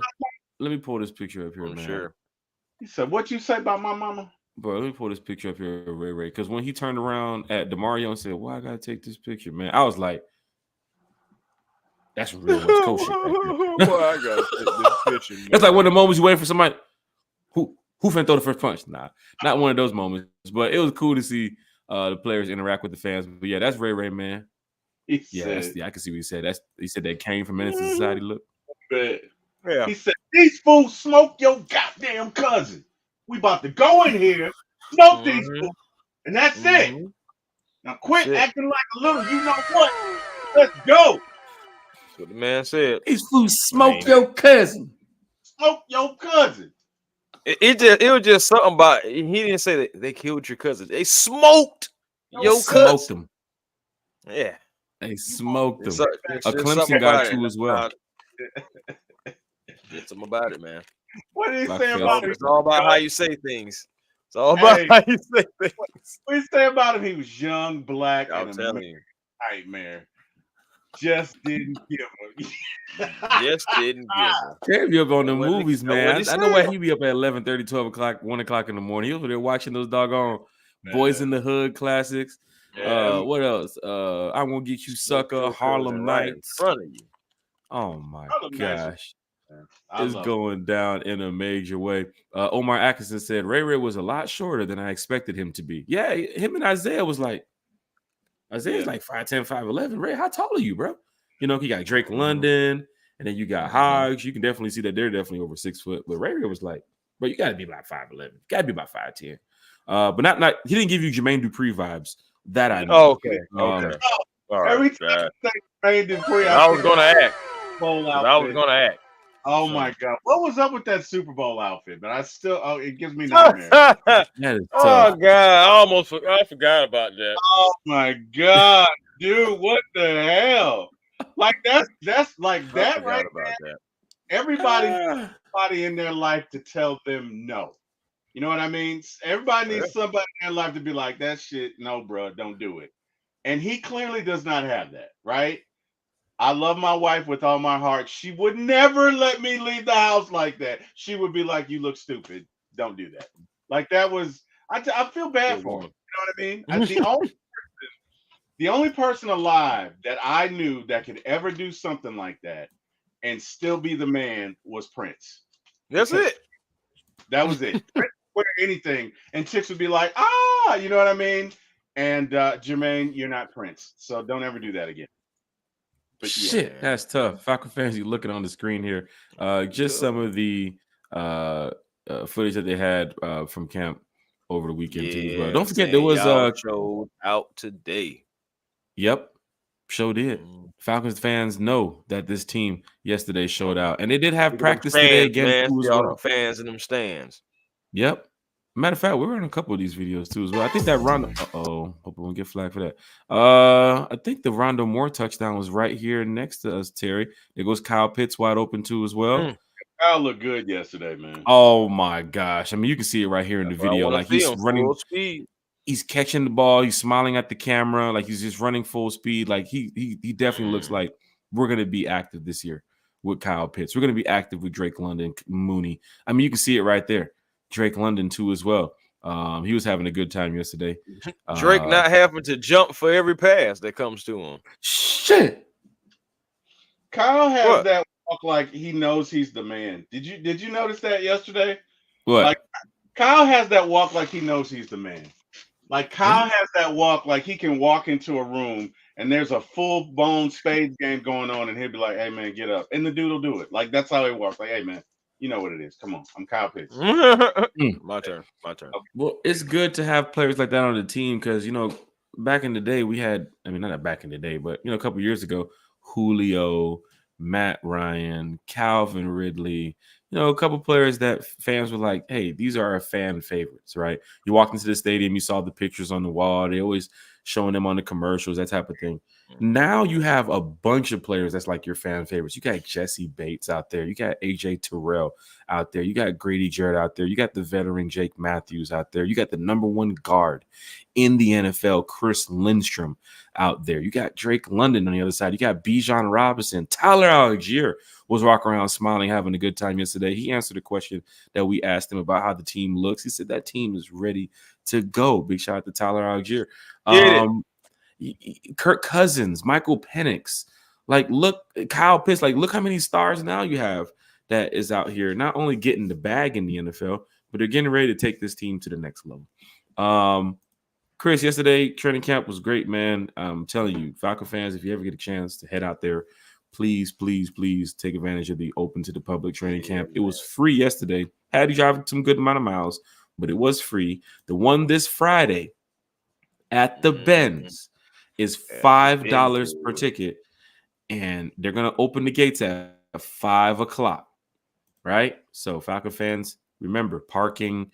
I think they're still working on the Gulch down there too as well, so be careful of traffic. But Debo Vibes, A1 has a question for you. Terry, you can piggyback off of it. We got about 10 minutes left here on the podcast, and we go ahead and get up out of here.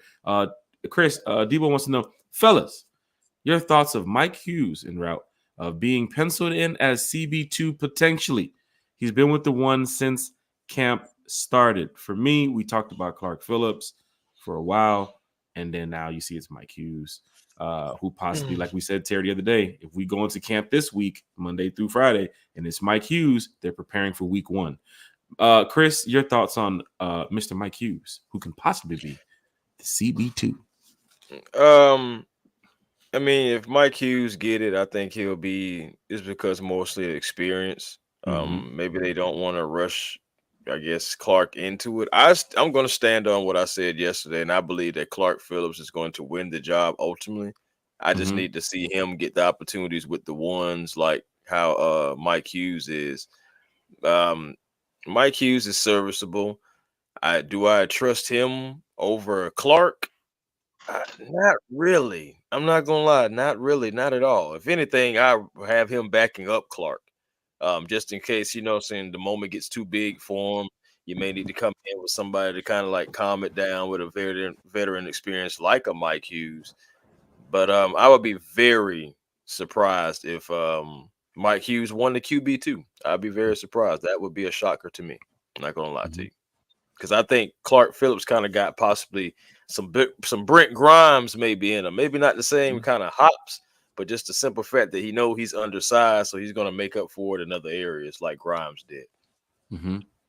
Falcon fans also looking at if they do go with Mike, like you mentioned, him being a veteran and having the experience, and AJ Terrell, a lot of teams are going to try to take advantage of the slot receiver, like a slot cornerback. They're going to say, hey, look, you see that guy Clark Phillips over there? He ain't about that action. We're going to do some motion. We're going to get some guys out of position, and then we'll probably end up with our one on Clark Phillips. Clark Phillips is still a dog, right? You saw what he did the last half of the season too as well, the second half of the season. He really showed up to Arthur Smith where he was getting more playing time. I don't know what happened with the snap count with D. Alford.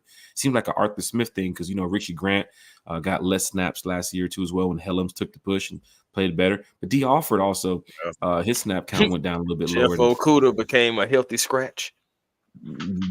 Well, thank you, Arthur Smith. But as you're going over, if Mike Hughes could be the guy, it's very much so possible because, he has played in the NFL for quite some time, and maybe Raheem feels better if having two veteran-style quarterbacks out there versus having a second-year cornerback playing up against a lot of, your DK Metcalfs and guys, Mike Evans, if that could possibly happen. But Mike Evans ain't going to end up on Clark Phillips much times if he's playing up with AJ and Mike Hughes. You want to see Evans a lot like that. But if it does happen, I'm sure they feel good that Clark Phillips is there. But D. Alford is a guy to watch for too as well in that slot. He's played a lot of nickel. Since being here, D. Alford's name wasn't even mentioned to be the CB2 on the podcast. We always thought D. Alford was going to be inside most of the time, and sure enough, he has been there. But Chris, it did rain today, but they had practice too as well, so they didn't get a chance to see much at practice today. Why? Because it rained, and the players had to run inside the facility as quick as possible. But Mark Raimondi, who does a great job talking about the Atlanta Falcons, he covers them for ESPN. He pretty much mentioned the biggest thing about it is linebackers Caden Ellis, Nate Lemon, and Troy Anderson have all seen time with the first team at inside linebacker in that rotation. So that's good to know. Fans were asking, send Troy off the edge, put him at outside linebacker. How are we going to work this rotation? We got J.D. Bertram too. Now you're getting reports that they're all seeing inside linebacker rotation with Troy Anderson, Nate Lemon, and Caden. And don't forget, Braylon Trice was also getting some linebacker rotation too as well back there. So fans that's excited about these players, you're seeing it, man. Kyle Smith said that Zach Harrison has gone from 265 to 289. Chris, how important is this? You talked about Zach Harrison. How important is a defensive end like this guy to bulk up? What is he preparing for? Why was Zach Harrison? He's preparing to annihilate the offensive line of the opposing teams. He's already intelligent. He can already create a new line of scrimmage by pushing guards or tackles back. He stays lateral, keeps his feet. The man is going to wreck shit. I'm trying to tell you. The man uses his size and his length. He having those 34-inch arms gives effort. This man is planning on taking his rookie season up a notch, busting through these lines, disrupting the backfield. He's going to be in a lot of people's backfields. I'm telling you, he has the possibility of being our best defensive lineman. This guy has all the tools. He didn't have any penalties at all as a rookie last year. The man, he plays football the right way. He plays it clean. I'm a big fan of Zach Harrison, of what I've seen really since like the Colts game last year. I'm moving forward, and I'm high on the guy. I believe he can really be a game changer for us. Seriously, Zach Harrison, I'm ready for it. I'm ready for it too. I mean, the second half of the season, to see players like Clark Phillips, DeMarco Helms, Zach Harrison, your draft picks show up like that at the second half of the season, and now going into this year, they're expected to play a much larger role too as well. I'm all for that. T-Will, the question goes to you about Mike Hughes playing that CB2 spot. Remember, Terry, when Mike Hughes was out there, I turned to you yesterday and I said, Mike Hughes is back out there with the ones. So we saw that, but also some of these notes. Yeah, some of these notes, Terry, about Caden Ellis, Nate Lemon, Troy Anderson getting a lot of inside rotation with the linebacker unit with the first team. Zach Harrison bulking up, getting a little bit bigger. And then Mooney says that they are far ahead when it comes to implanting a new offensive coordinator, Zach Robinson's system. And they have not missed a step since returning from OTAs. Zach Robinson, first-year offensive coordinator. You think it might be tricky for some, but I guess Raheem's making it easy, not only for the coaching staff, but for the players. Terry, for my ATO Sports, man, talk to us. Well, I definitely think that Raheem has done this before, right? So there's no experience for experience. And that's the one good thing that I really like about Raheem is not only is he articulate, but guys, he's been coaching for damn near 20 plus years, right? Right. He's been coaching for a long time, and he's been in successful organizations, and he's seen how to build a winner. You know, one of the most impressive things that he did was he's got the biggest staff this year, and he's got the biggest staff this year because he's anticipating a successful season, right? What happens when you have a successful season? People want to come and cherry pick your coaches. And he's like, okay, what? For defensive coordinator, we're 3 down, meaning if this guy goes, then this guy goes. Then this guy step up. If this guy goes, then this guy. And I think that's impressive because even in Atlanta, we were never the same after 2016. You can say what you want, but it was Kyle Shanahan. Say what you want. If we have Kyle Shanahan in 2017, I have no doubt we go back to the Super Bowl and probably win.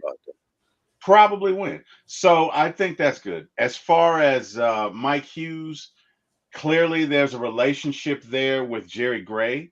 I forgot all about when he played with the Vikings. Right. I was thinking about the Raiders and just after the Raiders, you know. But yeah, that is right. He was with the Vikings. And maybe Jerry is more comfortable with him now.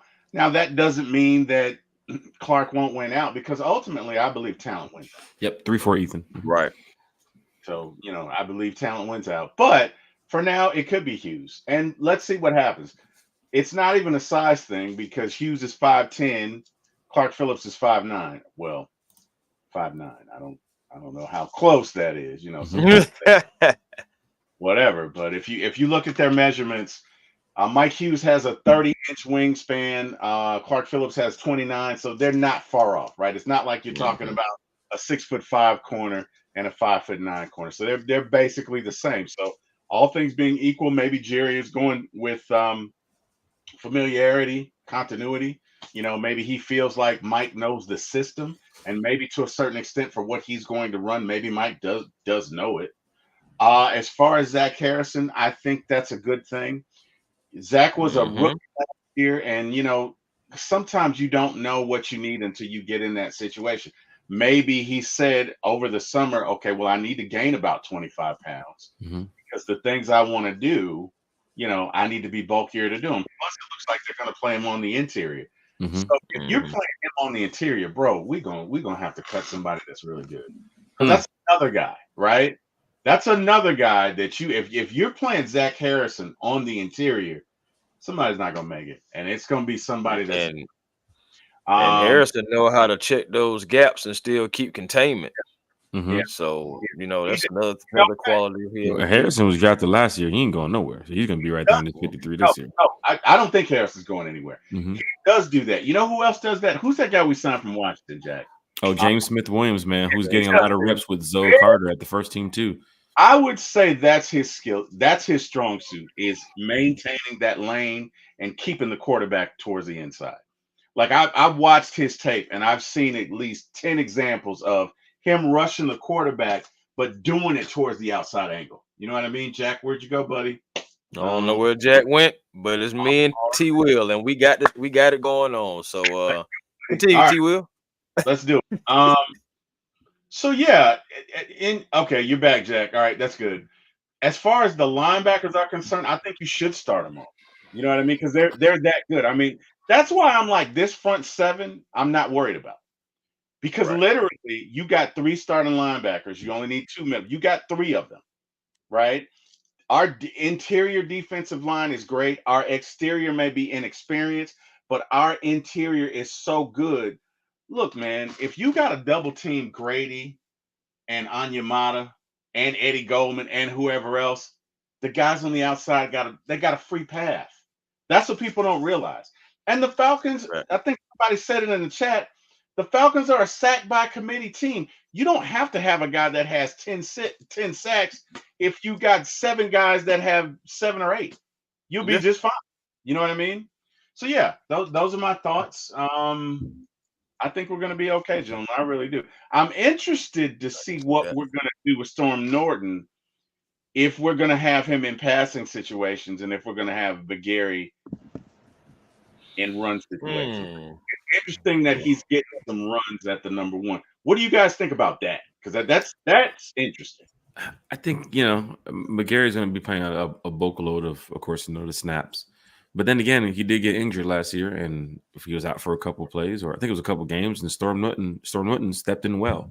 So I think they're definitely trying to see if something happens, could we play with Storm Norton? Don't forget, we haven't heard too much news about Ryan Neuzil, and about Jonathan Gwynn and some of the other backup linemen.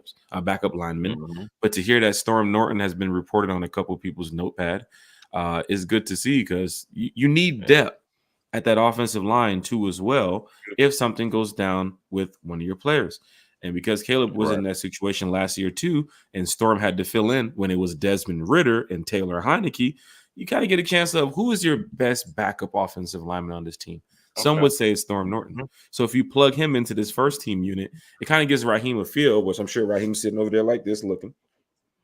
Kind of gives Raheem a feel of maybe there's a competition battle at tackle with Caleb and Storm. Now I'm guessing, looking at the contract, Caleb would have won it because Caleb was getting paid. Just off of the contract. Just off of the contract. And then you don't want that Caleb. Technically, you don't want that competition battle, because then Caleb's going to say, well, I'm gone. And they got to go find a backup lineman. And this is 2 weeks before the season starts. I think they just want to see a lot of Storm Norton right now. He's a big player for a depth guy, and he's gonna make the 53. But you don't want to see him not on the 53, because somebody's picking him up. Because I guarantee you, somebody's watching Storm Norton like, we're gonna make him a starter on our team.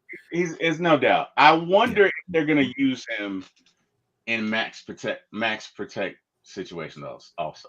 It would be good, an extra tight end, or however they're going to run it. I do it on Madden. I take my tight end out and put in another. I mean, that's Madden. But if I'm going heavy run support, like I'm going like, hey, look, we're on the 5 here. I'm going to pull Kyle out. I might put in another offensive lineman. But then again, I haven't seen the Falcons run a package like that in a long time. I remember there's teams that put the goddamn defensive tackle at fullback and clear it away. And RIP to the fullback position in Atlanta. That's not happening. It's not. So it's like you have a blocking tight end in Charlie, but if you want to add that max, and there's gonna be times, there's games where you got to say, look, hey, they're coming for Kurt, man. Like that Philly game, that Chiefs game, you gotta go up against Chris Jones and them. That Philly game with that defensive line, the Steelers game, the Saints game, Watt, you gotta the Buccaneers game. Our first 5 weeks. We got a gauntlet to where we got Derek Brown would do with Carolina too, Chris. Derek Brown with Carolina alone. Yeah. So our first 6-7 weeks, we got some guys that's going to be coming at the Kurt. Prime time, 1 o'clock, 4 o'clock, whatever. Yeah, they coming. And we're not going to hate on the players that play for Denver and all those other guys that's trying to make a name for themselves. The next thing you know, Denver has a guy in November that's sitting on 13, 14 sacks. And it's like, shit, we got to block this guy. So as we look at it before the season starts, give Kurt as much protection as possible. You have enough bodies in there to do it. But I think even on 2 receiver sets, Kurt is going to get the ball down the field. You know what I'm saying? Because he has a 2-step drop, 3-step drop. He's not sitting there like last year with Desmond, where he was waiting for that read. Oh, I don't have it. Let me just run around and do all that. That's not Kurt. The ball is out. I know the read is there. If it's not there, there's a check down somewhere. Kurt has that QB sense like a Matt Ryan, like a Drew Brees, like a pocket passing quarterback that you need back there to lead this team. And for Michael Penix to follow up and get behind Kirk Cousins as the QB2 when his time comes, he's already shown in college what he can do from the pocket. Like when Penix time hits that NFL, and we're going to see it preseason. My Jags friends text me the other day, oh, I saw the report of Michael Penix carving up your first team. Yeah, he's going to do the same thing to that whole entire first team unit in Jacksonville in about a month. So I hope you're prepared for Give it a second.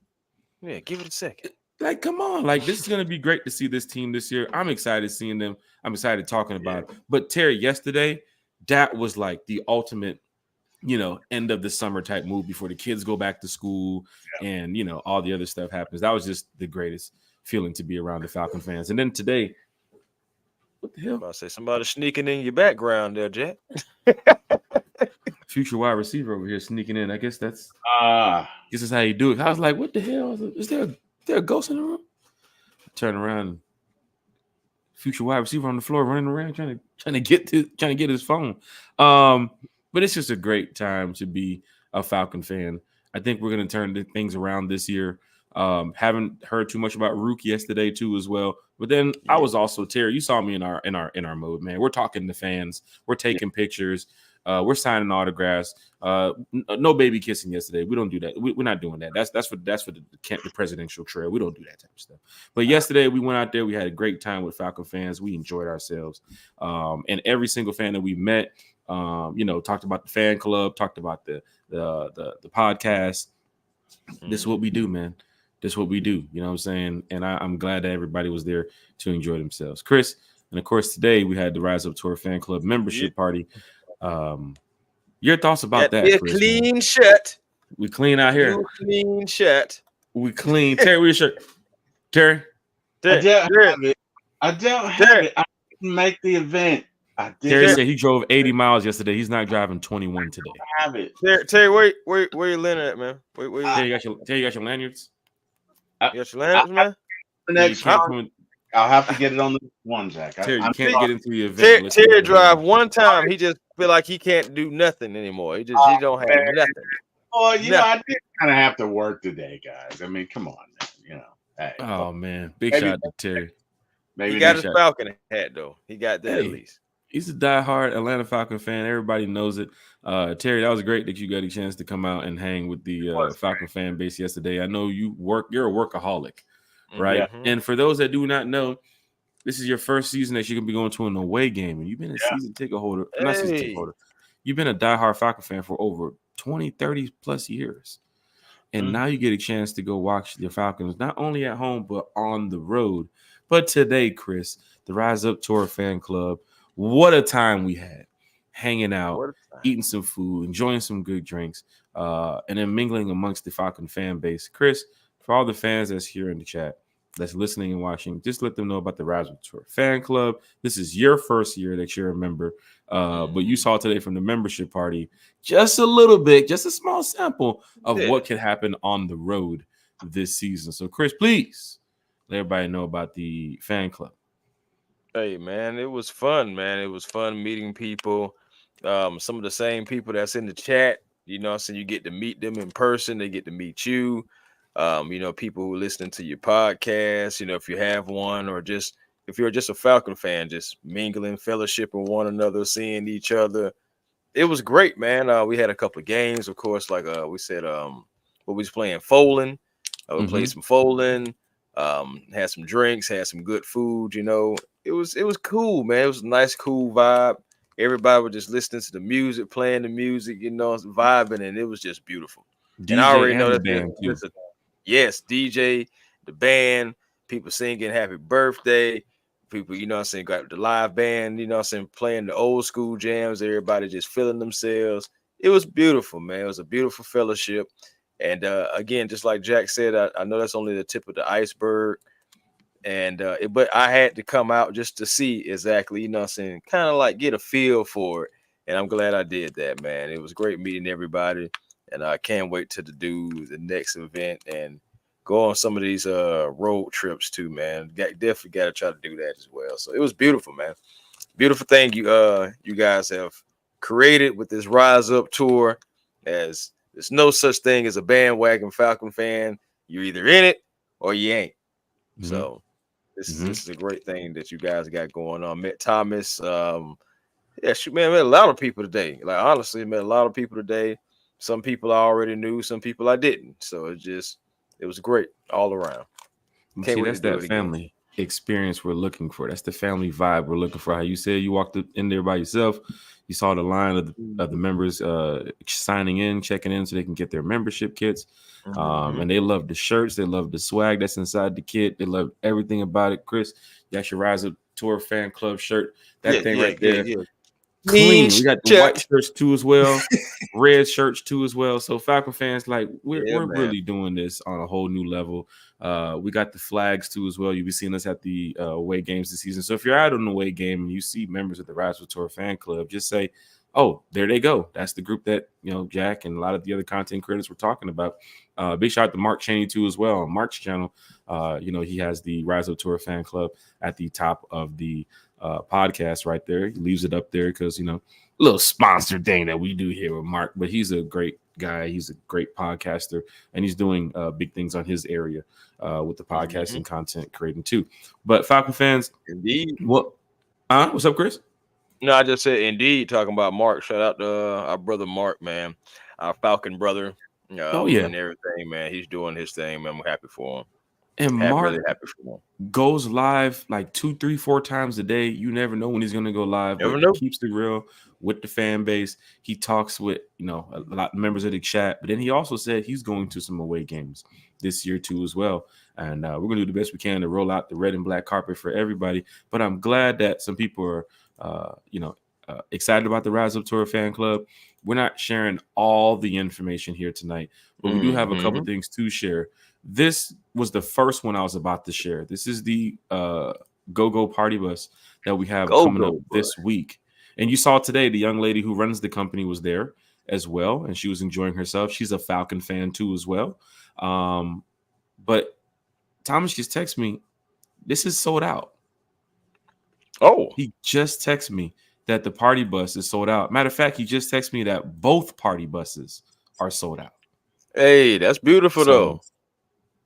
There it is. August the 3rd. 2 party buses are going to be flying around Atlanta. Driving around Atlanta, having a good time, probably doing a bar crawl, go to a couple of lounges, maybe go to some restaurants. You never know what they're going to do. But the Go-Go Party Bus is going to make sure that they are, having a good time. We have some fans in the chat here asking some questions. Omar said, are y'all going to Miami? Preseason is not really a big thing for us, but there are fans in the tour, the fan club, that are going to Miami. I don't think we're putting on any events in Miami because it's preseason, but we might have some fans who have a drink at like a bar or a restaurant or something because it's preseason. We're not planning nothing big. Our first event is in Philadelphia. So for fans that's heading to Philly, we got something planned for Saturday. If you're heading in there too as well. And then of course we have some other stuff that I'm going to get to as well. Wallace Smith in the chat with the great content, fellas, from A1 to all the Rise Up content creators to everybody who's out here talking positive about the Falcons, man. Make sure y'all go find their channels. Make sure y'all follow them. But with A1 here on the channel, hit that like, share, and subscribe button. Also, big shout out to Bodie, big shout out to Chase, big shout out to Carrie. We can't forget that. Yeah, man. Can't forget the crew. Can't forget the crew. We love them. Travis Preston said one time. What up, Tip? What up? Yeah, man. It was fun, man. Fun times. I got a question for y'all. What's up? Y'all ready? All right. So 98 Falcons take on the 2016 Falcons by 98 rules. Who wins? That 2016 team. And we're going 2016 going to dust the heck out of 98. Yeah. Ryan, Julio Jones, they dusting. They're dusting. Hold on. 98 means you can decapitate somebody. And you got to understand, like, you got Jamal Anderson in that offensive line. Dan's going to run that ball down their throats. Like, are they going to, even if they come down and score, you're still going to get a heavy dose of Jamal Anderson. Okay. So you guys say resoundingly to it because, again, not that Jamal is only one man. That's all I know. I'm just saying, man. I think it'd be close. Okay, let me ask you this: who on that 98 team? Who is guarding Julio? Never mind stopping him. Who is guarding him? That's touchdown. That's touchdown per play. He need to sign Jesus. I don't think he plays football. So Omar Atkinson said, "Give me Dan Reeves over Dan Quinn any day." And here's the thing, right? I can't disagree with that. You can play keep away. You can play keep away. The best thing to do with it, because basically they played the Minnesota Vikings, who were the 98 version of the 2016 Falcons, and they beat them. And you know how they did it? They played good defense and they played keep away. They had one Randy Moss, right? Now, again, Matt Ryan, 2016 Matt Ryan, you probably MVP Matt Ryan. That wasn't MVP. That wasn't Randall Cunningham. Still was an MVP. You know, so I'm like, I'm just saying, man. I just think the skill players that we had would just. I mean, even Taylor Gabriel. What do you think about Taylor Gabriel? If you got Julio going this way, you got Sanu, you got Gabriel. Then we had a not so slouchy running back core. Freeman and Coleman. Yeah, they wasn't slouches, and all 98 had was Jamal. Yeah, I think. Who was your tight end? Was that Hooper? Austin Hooper? Oh, that was what for 2016. That was Austin. 2016. It was 98. That was OJ Santiago. But yeah, Taylor Gabriel would get popped. He wouldn't finish the game. That first time he did one of those cute little routes, gonna get popped. They got to catch him first. Yeah. They have to catch him first, Terry. Man, I'm just saying, like if we were playing, we didn't have nobody on that team outside of Tim Dwight that could probably even come on, man. So you don't think the 98 Falcons defense was better than the 2016 Falcons defense? I didn't say that. You just said who gonna win the game. Okay, so Chris, you're not gonna trick me here. You asked the question about who's gonna win the game. Okay. I think 2016 would win, but it wouldn't be by like a resounding margin. It probably. I never said a blowout. It's not a blowout. I just said who gonna win the game. It'd probably be like 20-17 or something like that. Like I don't think it'd be the runaway game that you guys think it would be. I really don't. Now, if you're playing by 2016 rules, they get their ass whooped, no doubt about it. Oh, they're gonna blow. Oh no, the 2016 corners on rules, that 98 team going up against blown off of them. Julio. There's so much that they can't do. Yeah. That would be a blowout. That would be the blowout that it should have been. You know what I'm saying? Like that. I'm sorry. Because I mean, you just look at what Denver did to us. They ran the ball. They stopped our run.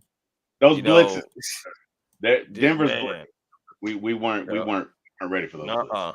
And then in all fairness, we did have Vic Beasley that season, I guess.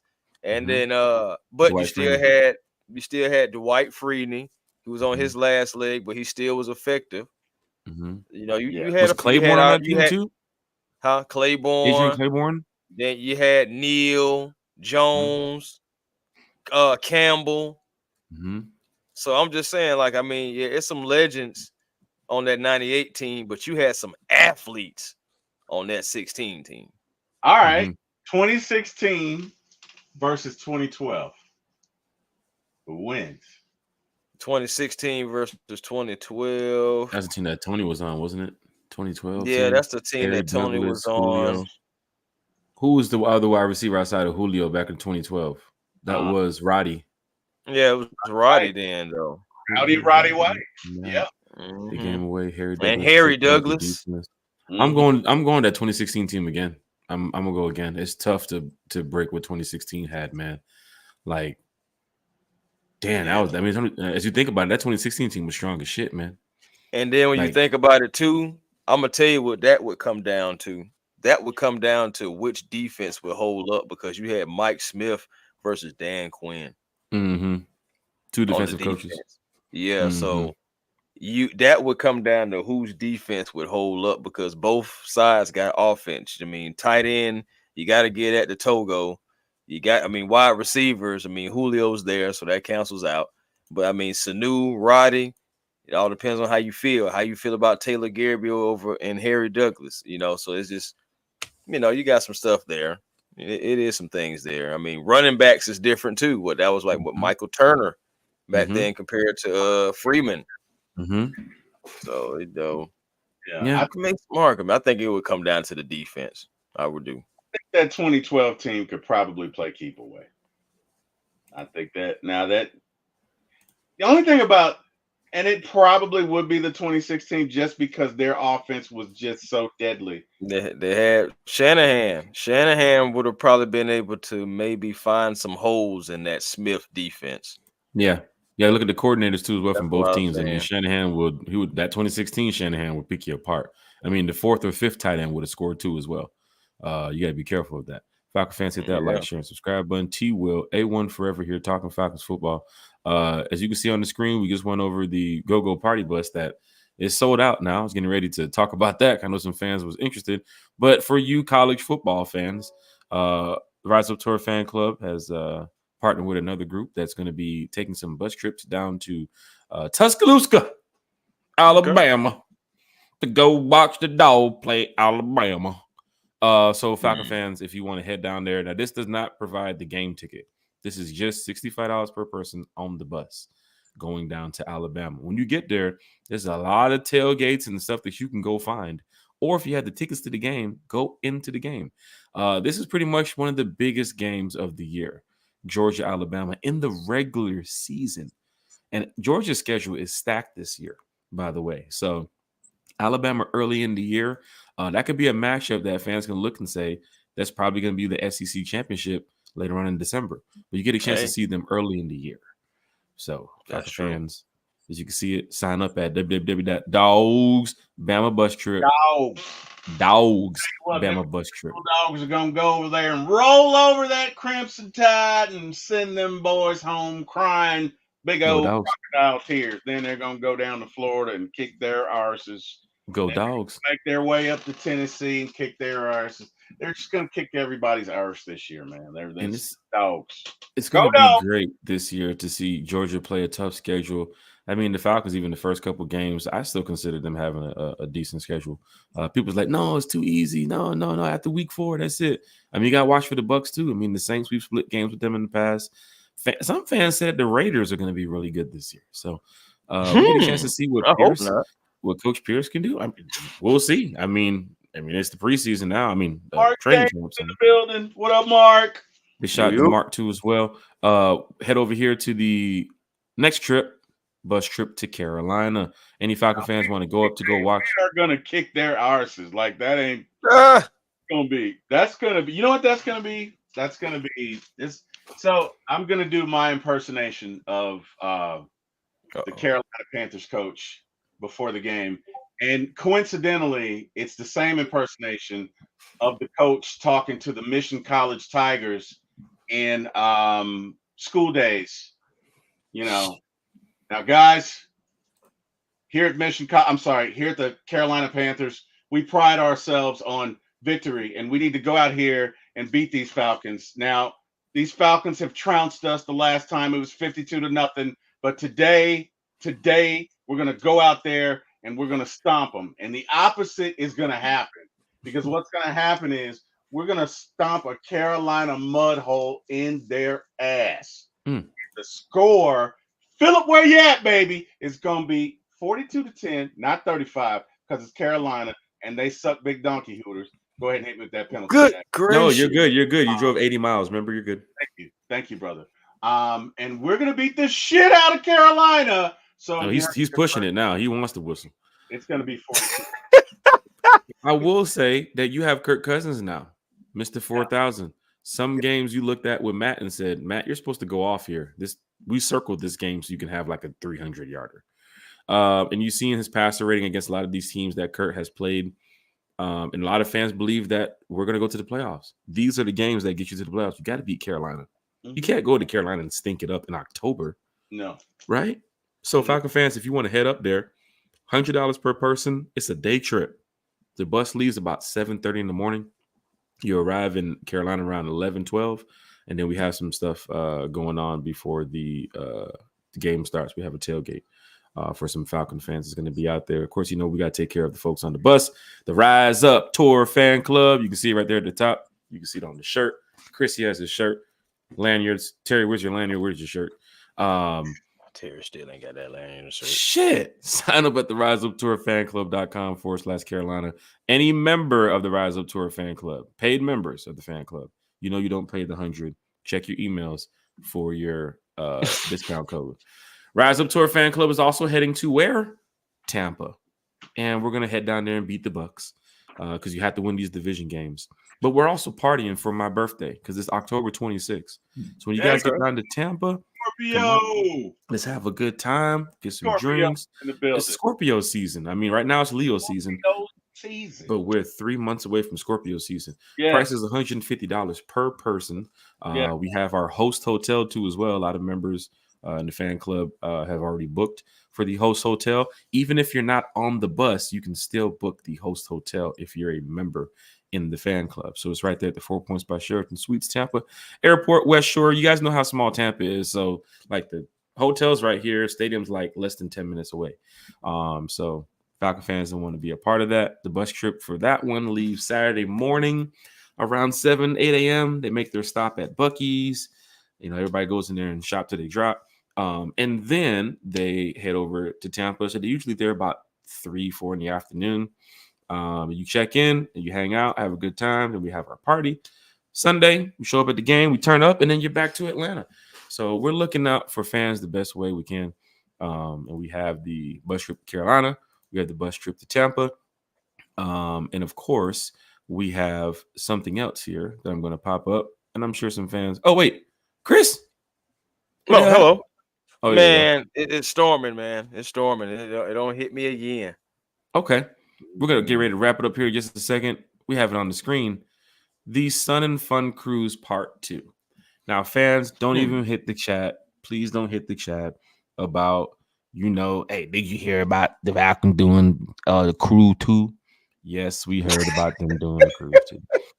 Why do you think I know we know that we impression again? How you do it? What'd you say? Hey, you think you hear about Falcon doing cool too? Isn't that the cool too? Yeah. Oh wow. That's cruise 1 for them. But Falcon fans, hit that like, share, and subscribe button. We're going on our second annual Sun and Fun Cruise. Don't forget, we don't create no divide between fan bases. Like, we're all Falcon fans here. So there's going to be fans on their cruise. There's going to be fans on our cruise. Our cruise is May 22nd through the 26th. This is our second annual Sun and Fun Cruise. So for those that want to head out to the Bahamas, it's a $150 deposit. And, of course, you want to hit up your Carnival rep when you speak to them and give them the group ID, L2SC27. A1U is there today. You did see, we're not going to mention anybody, but you did see somebody from the Atlanta Falcons that was there with us at the event today. Indeed. So as you can kind of think about, where the Rise Up Tour fan club is trying to do, we're trying to take this to this next level. So we want to make sure that everybody's having a good time and everybody's involved, man. It's all about bringing energy to the fan base, to the team, right? We all want to win here, right? Yeah, and at the end of the day, when we do win, where are you going to be for the parade, right? That's the question you got to ask yourself. Where are you going to be for the parade? Where are you going to park for the parade, right? You just can't just pull up 9 o'clock and park on near Centennial. It's packed. Yeah. Oh, man. What are you going to do? You going to take MARTA? It's packed. Indian Creek's going to be packed. Edmond Park is going to be packed for that parade. That's the question we ought to be asking. When the Falcons win the Super Bowl, where are you going to park? Don't worry about the cruise. Where are you going to park? I hope I live past that first week of party. It's happening, Terry. The next couple years is going down, Terry. The next couple years is going down. No. I'm saying I hope I live past the first week of partying. Oh, shit. The party starts once the thing about Atlanta winning the Super Bowl, once that clock strikes 0, party starts. The party starts. Bro, let me tell you something. I've been waiting for this shit so long. I'm probably going to cry. I might throw up from the excitement. Like, it's going to be a lot, bro. It's going to be because I'm going to be thinking, New England Patriots, fuck you. Like, that's going to be Tom Brady. I'm sorry. That guy who we don't talk about. Fuck you. That's going to be my first thought. And the second one is going to be New Orleans Saints. Fuck you. Everybody who complained about 28-3, fuck you. And it's going to go from there. Bro, it's going to be like, it's going to be, I'm going to drink. I'm going to cry. It's going to be emotional. I'm probably going to spend time with my mom's dead ashes. I'll go to my brother's house and take my mom's dead ashes to see my dad's dead ashes, and we'll all have a party and we'll cry. I just don't know that I'm going to live past that first week of partying. I don't know. No, it's going to be, bro. It's going to be fun, boy. Bro, I've been a Falcons fan for 50 years. This shit's religious to me. You don't understand. Like, again, right? There are 3 of my favorite holidays. One is Christmas. The second one is the Super Bowl.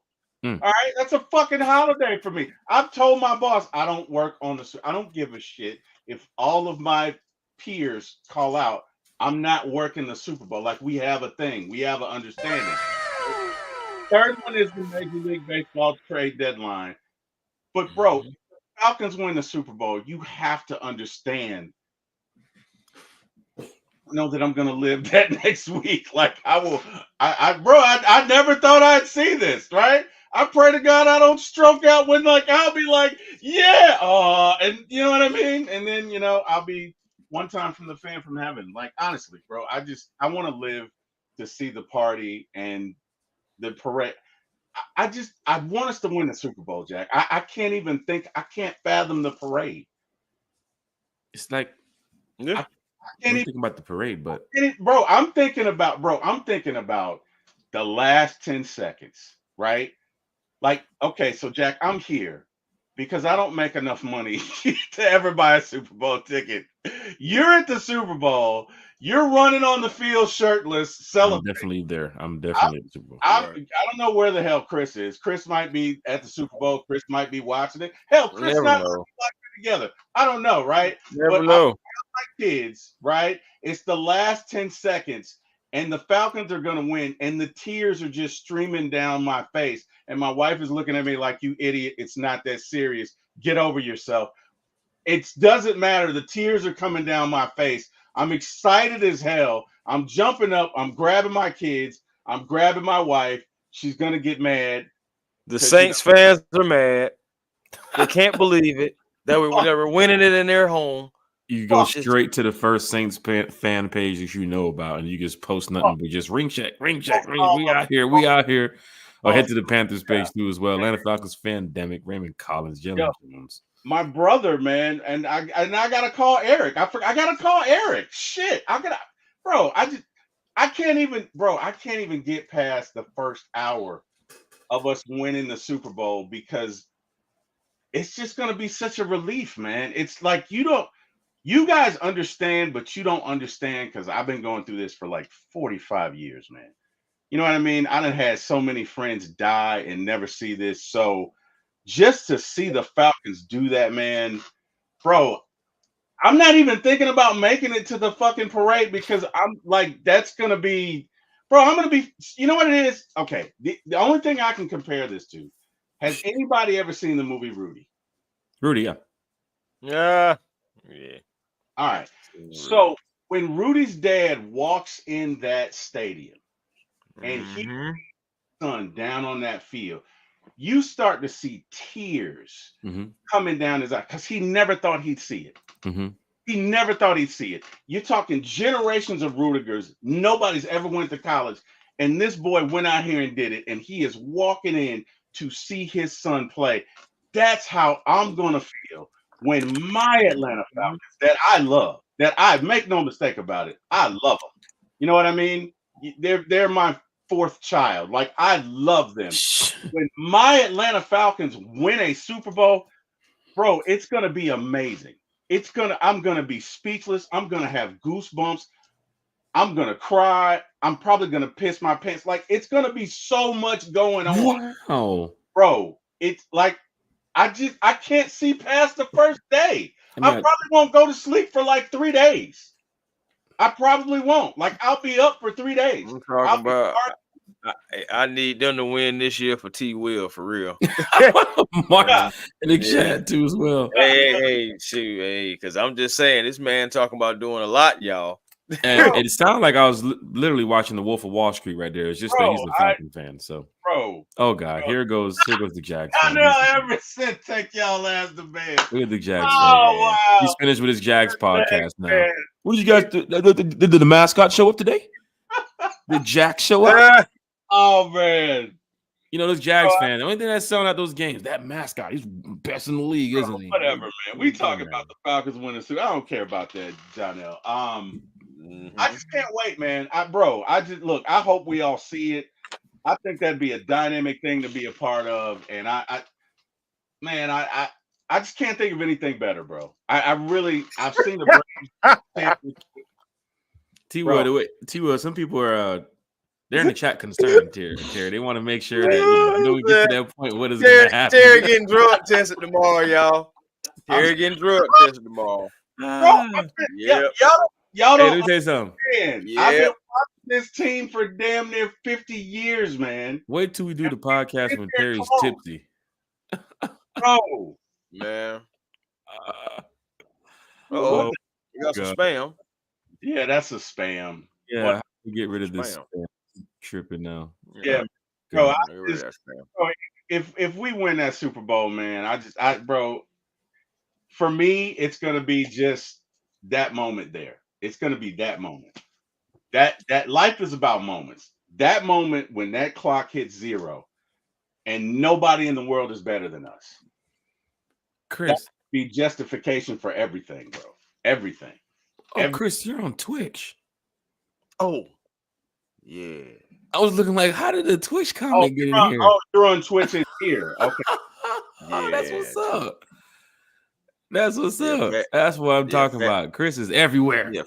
Yeah, fast twitch muscles, man. Gotta get the fast twitch. Damn, fast twitch, you meant fast twitch, didn't you? Literally. Yeah, I'm looking like I looked at this comment. And I was like, where did a Twitch comment come from? I was about to call Kyson out. Like, yo, bro, what is going on here now? Yeah, man, because I know right now this is some stuff going on with X. I'm eventually I think I'm gonna end up having to do it, man, because they don't let us, stream on X for free no more. So Oh, really? Oh yeah, you gotta pay for X now if you want to stream on it. So anybody who's streaming on X, they got it. They had to do it. Mm-hmm. I guess they had to monetize. Whatever, man. I don't care about that shit. Look, I want to see us win the Super Bowl for nothing else than that moment, man. That moment right there. That moment, because nobody will be able to say they're better than us. And for every Falcon that's ever played, for every Falcon fan that's watched this team, that's suffered with this team, that suffered that fucking 28-3 sign from those fucking assholes in New Orleans. You're gonna Terry is on one today. I'm saying, I'm ready to see it, man. I'm ready to see it. That's all I'm saying. So what I'm saying is, like, I can't even see the parade, man, because I'm gonna be drunk that night. Like Vinny said, I'm gonna be white girl wasted. Like I'm gonna be drunk that night. I'm gonna be drunk the night after that. All right, we had to. Yeah, I'm gonna be drunk the night after that. Like, I don't know that I'll live towards the parade. And you know what? I'm fine with it. I got my shit in order. I'm good to go. I'm good to go. Terry, you are what you said? You said you're 5'9", 5'10", like 200. What you say you were? You said it before on the channel. 265. And you trying to get white boy wasted at 265? Bro, if the Falcon, do you not? Well, that's like sleeping in the rain with your new Jordans on wasted. I understand, bro. If the Falcons win the Super Bowl, the earth is gonna shift on its fucking axis. And let me tell you, bro, this will be fucking incredible. Let me tell you something about Vinny. Vinny gets wasted, but he gets wasted. He drinks responsible, but Vinny gets wasted. I done seen Vinny tipsy, like, yo, bro, everything good? Yeah, man, I'm just gonna go ahead and like Vinny gets after it. So to see Vinny drinking for Super Bowl, I can't even imagine what he's gonna look like. Like, yeah, I remember the Falconator when he walked out on draft day, like that fan that was going at him about the 28-3 stuff. He had on the suit. Mm-hmm. That was a great moment for this fan base too, as well. With Vinny responding back. Right, but just imagine if that was drunk Vinny responding back. He probably would have been in the crowd. The fight would have been viral. He'd have been throwing haymakers. Vinny, somebody was catching the belly to belly. He's a true diehard Atlanta Falcon fan. But then you see the response that he mentioned to the fan. That's how quick he is to respond. Vinny has the comment or the thought ready as you're talking. So as you get ready, go ahead and stop talking. Bam, Vinny's quick with the response. So when that fan mentioned, 28-3, Vinny's like, you? Which one? You? Vinny just had to point out who it was. I remember if Vinny said it correctly. He didn't know who it was in that group, but he knows it was some Saints fans down there. So he was like, "Oh, which one of you? Oh, you. Had to be you." That's how good Vinny is, man. So just imagine Vinny drunk during the Super Bowl. Like, that is going to be crazy, man. Hopeful is in the chat saying, Terry, you dropping the truth. Terry, when you talk about the Falcons going to the Super Bowl, fans really get excited about this because they want that feeling again. They want that 2016 moment where the fourth quarter will now, hopefully not deal with that situation again. But there is no guy in New England to deal about. So we don't have to worry about him no more. Right. But then again, you have a guy in Kansas City where if you make it to that point, you might have to play him. But good thing we got with him week 3. Yeah. Whatever. Well, whoever we got to go through, we'll go through. But if we win the Super Bowl, I'm gonna be on my Kevin Garnett shit. Anything is possible. Like, it's that's a whole lot of Wolf of Wall Street you watched before you joined the podcast today. I feel like this you hit the F-bomb counter more than 10 times. I'm sure somebody was in their car like, Jack Spade keeps cursing, and then somebody's like, "That's not Jack." That's Terry. Bro. That's how I feel about myself.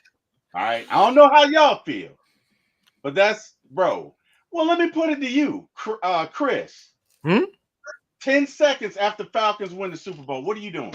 What are you doing that night? 10 seconds after they win the Super Bowl? Yes. What are you doing? Let's see.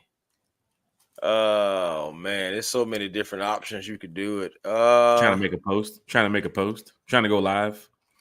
Oh man, I know, right? Like if I'm for example, hypothetically speaking, if I'm in New Orleans and it's happening, and I'm on Bourbon Street, I'm grabbing the first guy who had, it's a guy and girl couple. They're a Saints fan. I'm grabbing this girl, and I'm just gonna, I don't know what's gonna happen. You stealing somebody? You stealing a Saints fan's girl? As soon as the Falcons win, just gonna have to steal. No. All jokes aside, I knew Terry would get a kick out of that one. Now, for real though, man, I don't know, man. I'm definitely gonna have to run outside and probably scream to the top of my lungs. Right. Thank you. For real. Like just because it's gonna be like for real, it's gonna be like one of the war cries too. It ain't gonna be like like something like no. It's gonna sound like I'm on 300 and we just went to war and we just won the war. Right. Like that's exactly what it's gonna be like. It's gonna be something like that. Vinny has it. Vinny has it right, man. I'm with Vinny. So now you're gonna have. Oh, we got somebody's on the field. He's wearing a Falcon suit. Wait a minute. We got somebody else on the field. Hold on. We got 2 more people on the field right now. That's me, Vinny. So after Vinny goes, it's like go now. Security's gonna chase you. Go now. Bro. So once Vinny gets on the field, then I go from the other side. Go. I'm over here. I'm over there. I'm looking for Raheem. Hey, sign this for me. We just won the Super Bowl. So before they tackle me, could you sign this? But yeah, that's my last. As long as Terry don't dive through his window like Raiden, I think we'll be all right. Probably. Falcon fans, hit that like, share, subscribe button. Hey man, there's nothing that's I might crowd surf onto my couch. Like that's 5'9", 265 crowd surfing. That's tough. I might. I don't know. I don't know. I don't know. It's like Maurice Jones-Drew right now. Like, get him back there. Get him back there. Oh God. I don't know, man. You know what Vinny said? I'll be your distraction. Just imagine that. They planned this. Look at security. They planned this. Those Falcon fans planned this. They got 3 of them. If Maurice Jones-Drew sees this stream, I promise you, he gonna be like, I was not 260. Is he now? Is he now on the? He probably gonna be like, when I was playing, I was not 269. Oh my God! All right, Jerome Bettis is gonna watch this. You never know. But it's gonna be good. Bettis sounds better. Yeah, I can see security now. They got 2 on the field. Wait a minute. I'm checking the security cameras. Wait, one just entered through the loading dock. Somebody check the loading dock. Falcon fans are trying to make their way to the field. It's been 50-something years. Jesus Christ. Falcon fans, hit that like, share, subscribe button. Vinny, I do appreciate that you're going to be my distraction, though, so I won't be going to jail by myself. When I get into jail, I'm going to say, there you go. That's my boy right there. You see him? I know somebody in there. I know somebody in there. Look at me with my handcuffs. Hey, I know this guy. Put me over here. I know this guy. Wait, Jack, look at Travis's. I love it. Look at Travis's. Almost I'm dropping that Dusty Rhodes on the first Aints fan I see. Dusty Rhodes, baby. Bam! I love it. Come here, Saints fan. Come here. Let me talk to you, Saints fan. Boom. Like, you know what? Call the Saints fan over, like, man, I just want to bury the hatchet. We both got one now, and boom. Oh, shit. Now we got to bring the laughing ones out. We saved this one for this. Everybody laugh. Everybody laugh. Oh, my God. That is funny. We're laughing at Saints fans here. Oh, my God. Here, hey, Wardy, I want to let you know, baby. Y'all won the Super Bowl. Come here, baby. Bah, hit him in the head with it. Susie jumped down to check his shoe. Come here. Bah, hit him again. Hit him with the, I just got a magic trick. Magic trick. Oh, wow. You got Dusty Rose too. You got to do the hands like this. Come here, big dog. Bam. Oh, wow. Hit him with it, real Dusty Rose style. The Falcon that said, I'm 5'9", 290. They definitely catching me, guys. Oh, Lord. I just Vinny hopping the wall as soon as he gets down to security's like, you can go. You can go. Matter of fact, we needed this run. You can go. Y'all gonna be mad at me. They're gonna be like, Jackie, why'd you do that, Jack? Now you're arrested. Now we can't even see the podcast after the show. Don't worry, I'm gonna come on here and say they're gonna be like, what happened to the Jack, man? I'm like, what? You hit them with that 2024 Dusty Rose. There was nothing else they could do. I be walking out the stadium in New Orleans telling them, I saw Vinny jump first. I went, Get Jack gonna be like, get him. Good thing we know our way. Vinny, we know New Orleans well. So if we do decide to run away, not saying, hey, everybody can start running away from police. No, if we do decide to run away, I think we'll be good in the French Quarter. Like, we know the French Quarter pretty well right now.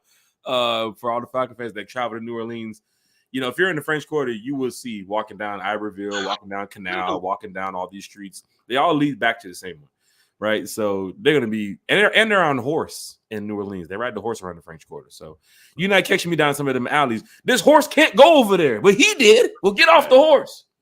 He's not getting off that horse. So Falcon fans, it's going down in a major way. Chris, we did not mean to keep you for 2 hours and a half. I promise you. That was not the plan. Right? I looked up and said, it's almost 11 o'clock for real. I mean, I'm getting House of the Dragon text like last week. You see that, Jack? We need you to clarify this. What is going on? Like, hey, man, it's 10:54. I haven't even watched it yet. But this is what happens when you have a podcast with, you know, Falcons family who can talk football and just, you know, keep it real, right? So, Chris, man, I appreciate everything, man. Today, showed up, got some good food, good drink, talked to a lot of Falcon fans. And you saw me over there at the table telling some fans about your podcast. You walk by, then they got a chance to meet the person who's behind the podcast. So I do appreciate everything that you've done, man, for, you know, fan club, and of course for your podcast, and of course for the content creator community. So thank you, Chris, man. What you got going on, the shout outs, you know, I know this is probably like your Grammy speech. So if you want to pull out your notes of all your shout-outs, go right ahead. You should do a great job, man. Grammy speech, man. No Grammy speech, man. Shout out to the Falcons faithful, man, who all, you know, no matter what distance you traveled, man, shout out to you for going out there and supporting our logo, our brand. I'm glad everyone got back home safely. Shout out to everybody from today. It was beautiful, man. This is what we need as our Falcons community, because, again, there's no such thing as a bandwagon Falcon fan. You're either in it or you ain't. And it's glad to see so many Falcon fans who are really in it. And, you know, so shout out to the Falcon faithful. Shout out to the 95 North, you know, Sports Machine, who, of course, is me and Berto and Smitty. And we're going to have some more stuff coming your way. You know what I'm saying? We got a few things lining up, a few guests, you know, so a few other content creators that we plan on working with. So just stay tuned, man, to that. And shout out to, of course, One Time for the Fan, the Rise Up, you know, it's in a tour. This is beautiful, man. This is all awesome. And of course, please, you know, if you guys are, you know, so kind to do this, you know, stop on by A1 Forever Sports, you know, on YouTube, also TikTok, The Real A1 Forever, Twitter, Instagram, A1 Forever. You guys can find me. Pretty much gonna be the same logo. That's how you know you're there. Because it's going to be that same logo right there, man, with the blue, with the black letters, man. So that's how you know you're there. and just come on by, have a conversation in a given time, man. Don't mind speaking to anybody. Falcon fans, hit the like, hit the share, hit the subscribe button for Chris. We're going to go ahead and get up out of here shortly. Terry, shout outs for you, man. This has been a great weekend. I'm glad you got a chance to get away from the control room and come out and see the Falcons. And this is just great, man. So please, Terry, the floor is yours. Talk to the Falcon fan base like you do so well. Yes. First and foremost, Chris, man, hey, thank you for coming on the show. Always enjoy doing shows with you, bro. We do baseball, football, basketball. It's just fun, man. It's fun. You're like almost like a family member of One Time for the Fans. So I enjoy you come on, man. Enjoy doing podcasts with you and just enjoy you as a person. So thank you for that, bro. Shout out to you. We didn't mean to keep you for 2.5 hours. Hey, man. It's all good, man. If I had something scheduled, I'd probably been on rolled out by now. But it's great, man. We're talking about, training camp, talking about you guys, what you guys seen, what we experienced today, everything, man. So it's just all great fun. It was great fun. And hey, one thing you want to get me going, talk about the Falcons winning the Super Bowl. I've dreamed about it for years, and so hopefully that will happen soon. To the fans in this chat, man, thank y'all. Appreciate y'all. Appreciate the love. Appreciate the support. We do this for y'all because without y'all, there is no us, and we really enjoy doing this show. So thank you. Thank you to God. Forgive me for all those F-bombs I dropped. I was in the moment. The moment said do it. Please forgive me. I want a foul drop. Oh, yeah. Love it. Love it. Marshawn Lattimore ain't gonna let that happen with the way he's holding. He's holding like this. Not me. He holding like this. All he do is hold. Marshawn's a little solid. I don't know, but that would be interesting. But anyway, thank you to God. Waking me up, everything in my life. I appreciate it. Obviously, Jack, thank you, man. Really enjoyed this show. Really enjoyed this weekend. Really enjoyed yesterday. And just happy doing this, man. Just, you know what I mean? Really enjoy talking to Falcons. Really enjoy One Time for the Fan. Really enjoy the people that I meet, the type of people that I meet. Everybody that I've met thus far has been really cool people. They've been really nice. It's positive, and I love that. And I gotta believe, Jack, you got a lot to do with that. So thank you, brother. I appreciate it. Hey, man, as long as you keep inviting me, I'll keep coming back, and the floor is now yours, sir. Go right ahead. Hey, man, rise up to all the Falcon fans in the chat. Chris, you saw it today from the fan club. Everybody's excited, not only for the home games, but the away games, right? We talked about Vegas with a lot of fans today. You saw people saying, oh, I'm going in Thursday. I'm going in Wednesday. I'm flying here from here. Like, those are the fans that's like, I'm a ticket holder. I'm a season ticket holder. But they got to spend the extra cash to fly and go out of town and drive and do all this other stuff. So big shout out to all the fans who's a part of the fan club. And for other fans that's not a part of the fan club and you want to join, just Google the Rise Up Tour fan club. We have a lot of information on social media. You can find us on Facebook. You can find us on X, Instagram. You can also reach out to me too as well. Jack Spade, I'm on Facebook, and you can hit the One Time for the Fan page. You can find us on Twitter. It's at the bottom of the screen. I'm sorry, not Twitter, X. Elon has taken over. So follow on X at One Time for the Fan at the bottom. Of course, YouTube, if you're listening, if you're watching on Apple Podcasts, Spotify Podcasts, head over to YouTube, hit that like, share, subscribe. We're almost at 1,000 in subscribers just because of you guys. That's why we're there. So thank you all. It's on the way, fellas. It's there. It's going to be there. I'm not even worried about it. I know fans really enjoyed the show. And just like all the other content creators that's hit 1,000, it's a blessing. But it really comes from the Falcon fan base, like the faithful, right? Really, you guys enjoy the podcast and the content. That's why we're here. Like me and Terry are making $1 million off of this. We turn on the podcast, we talk to the Falcon fans, and then we go about our business. I'm going to go smack somebody in NCAA in a couple minutes. So it's like I just talk 2 hours of Falcons with the fan base, and I'm about to go play some college football. So, it's the rest of my weekend before, school. I mean, not school, work and everything. Instagram, One Time for the Fan. If you're on the Instagram, if you follow us, you saw a lot this weekend, right? You saw some real fan behavior of being on the sideline, of, yelling at the fan and yelling at the team, in a positive way. But also talking with some of the players, the autographs. that's what fan behavior is. Now, this week, Friday, we're going to have, once again, the Instagram page going crazy because we're going to be at the Benz. And there's not going to be no problem with parking this time because that stadium can hold 72,000 people. So we're going to be down there early.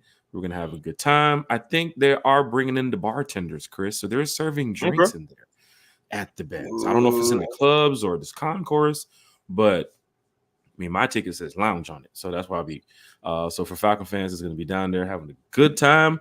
We're going to have a nice practice. Hopefully everybody gets off the field healthy and we can move forward. Because after that practice this Friday, it's time for the Dolphins, right? It's go time. So really this week right here shows a lot because we're getting ready to get into August.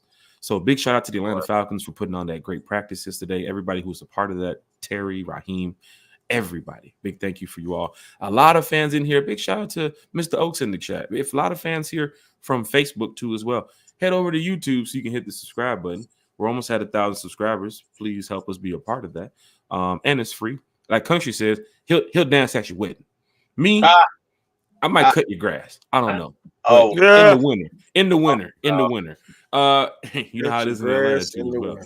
Falcon fans, hit that like, share, and subscribe button. Hey, Jack. What's up, brother? I got an idea, man. We hit a thou wow. I'm not cutting any grass. I was just playing. No. Oh, okay. But I'm thinking we at least need to have a party, man. We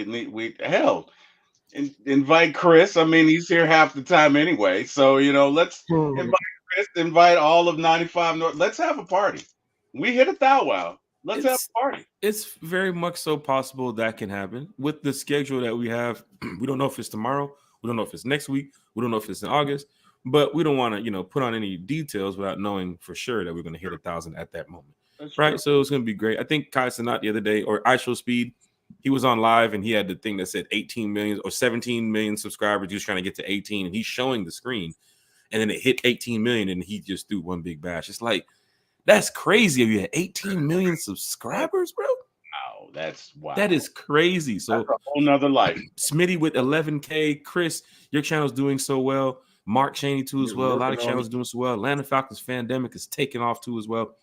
Big shout out to everybody. Big shout out to all the Falcon fans that continue to rep. We're going to continue to rep. And thank you all for being a part of One Time for the Fan. I don't want to hold y'all up too much. It's time to go watch some dragons, slay some other dragons. Oh, and they got a new dragon rider. So we got to go find out how he's doing right now too as well. Is this episode 8 that they're on? This is 8. They got this one and then the one next week and that's it. Oh, it's not gonna be 10 episodes. It's just gonna be 9. I think it's 9 on this one, but this is the one that's like an hour and 15 minutes, and then next week is the last one. Is season finale is the hour and 30 minutes. Okay, so it's kind of like a little mini movie that you get. So this is gonna be great. And Chris, I don't even know if you saw Marvel yesterday. We could have talked about the San Diego Comic-Con where Robert Downey Jr. is coming back to Marvel. Doom as Dr. Doom. So here's the thing, right? Here's the thing. Oh, that actually happened in the infamous Iron Man comic series. So that did happen. But also, you can go to Spider-Man when it says Stark Tower on the back of the building. Like Stark had not a Stark Tower. It said Von Industries or Doom Industries, whatever it was.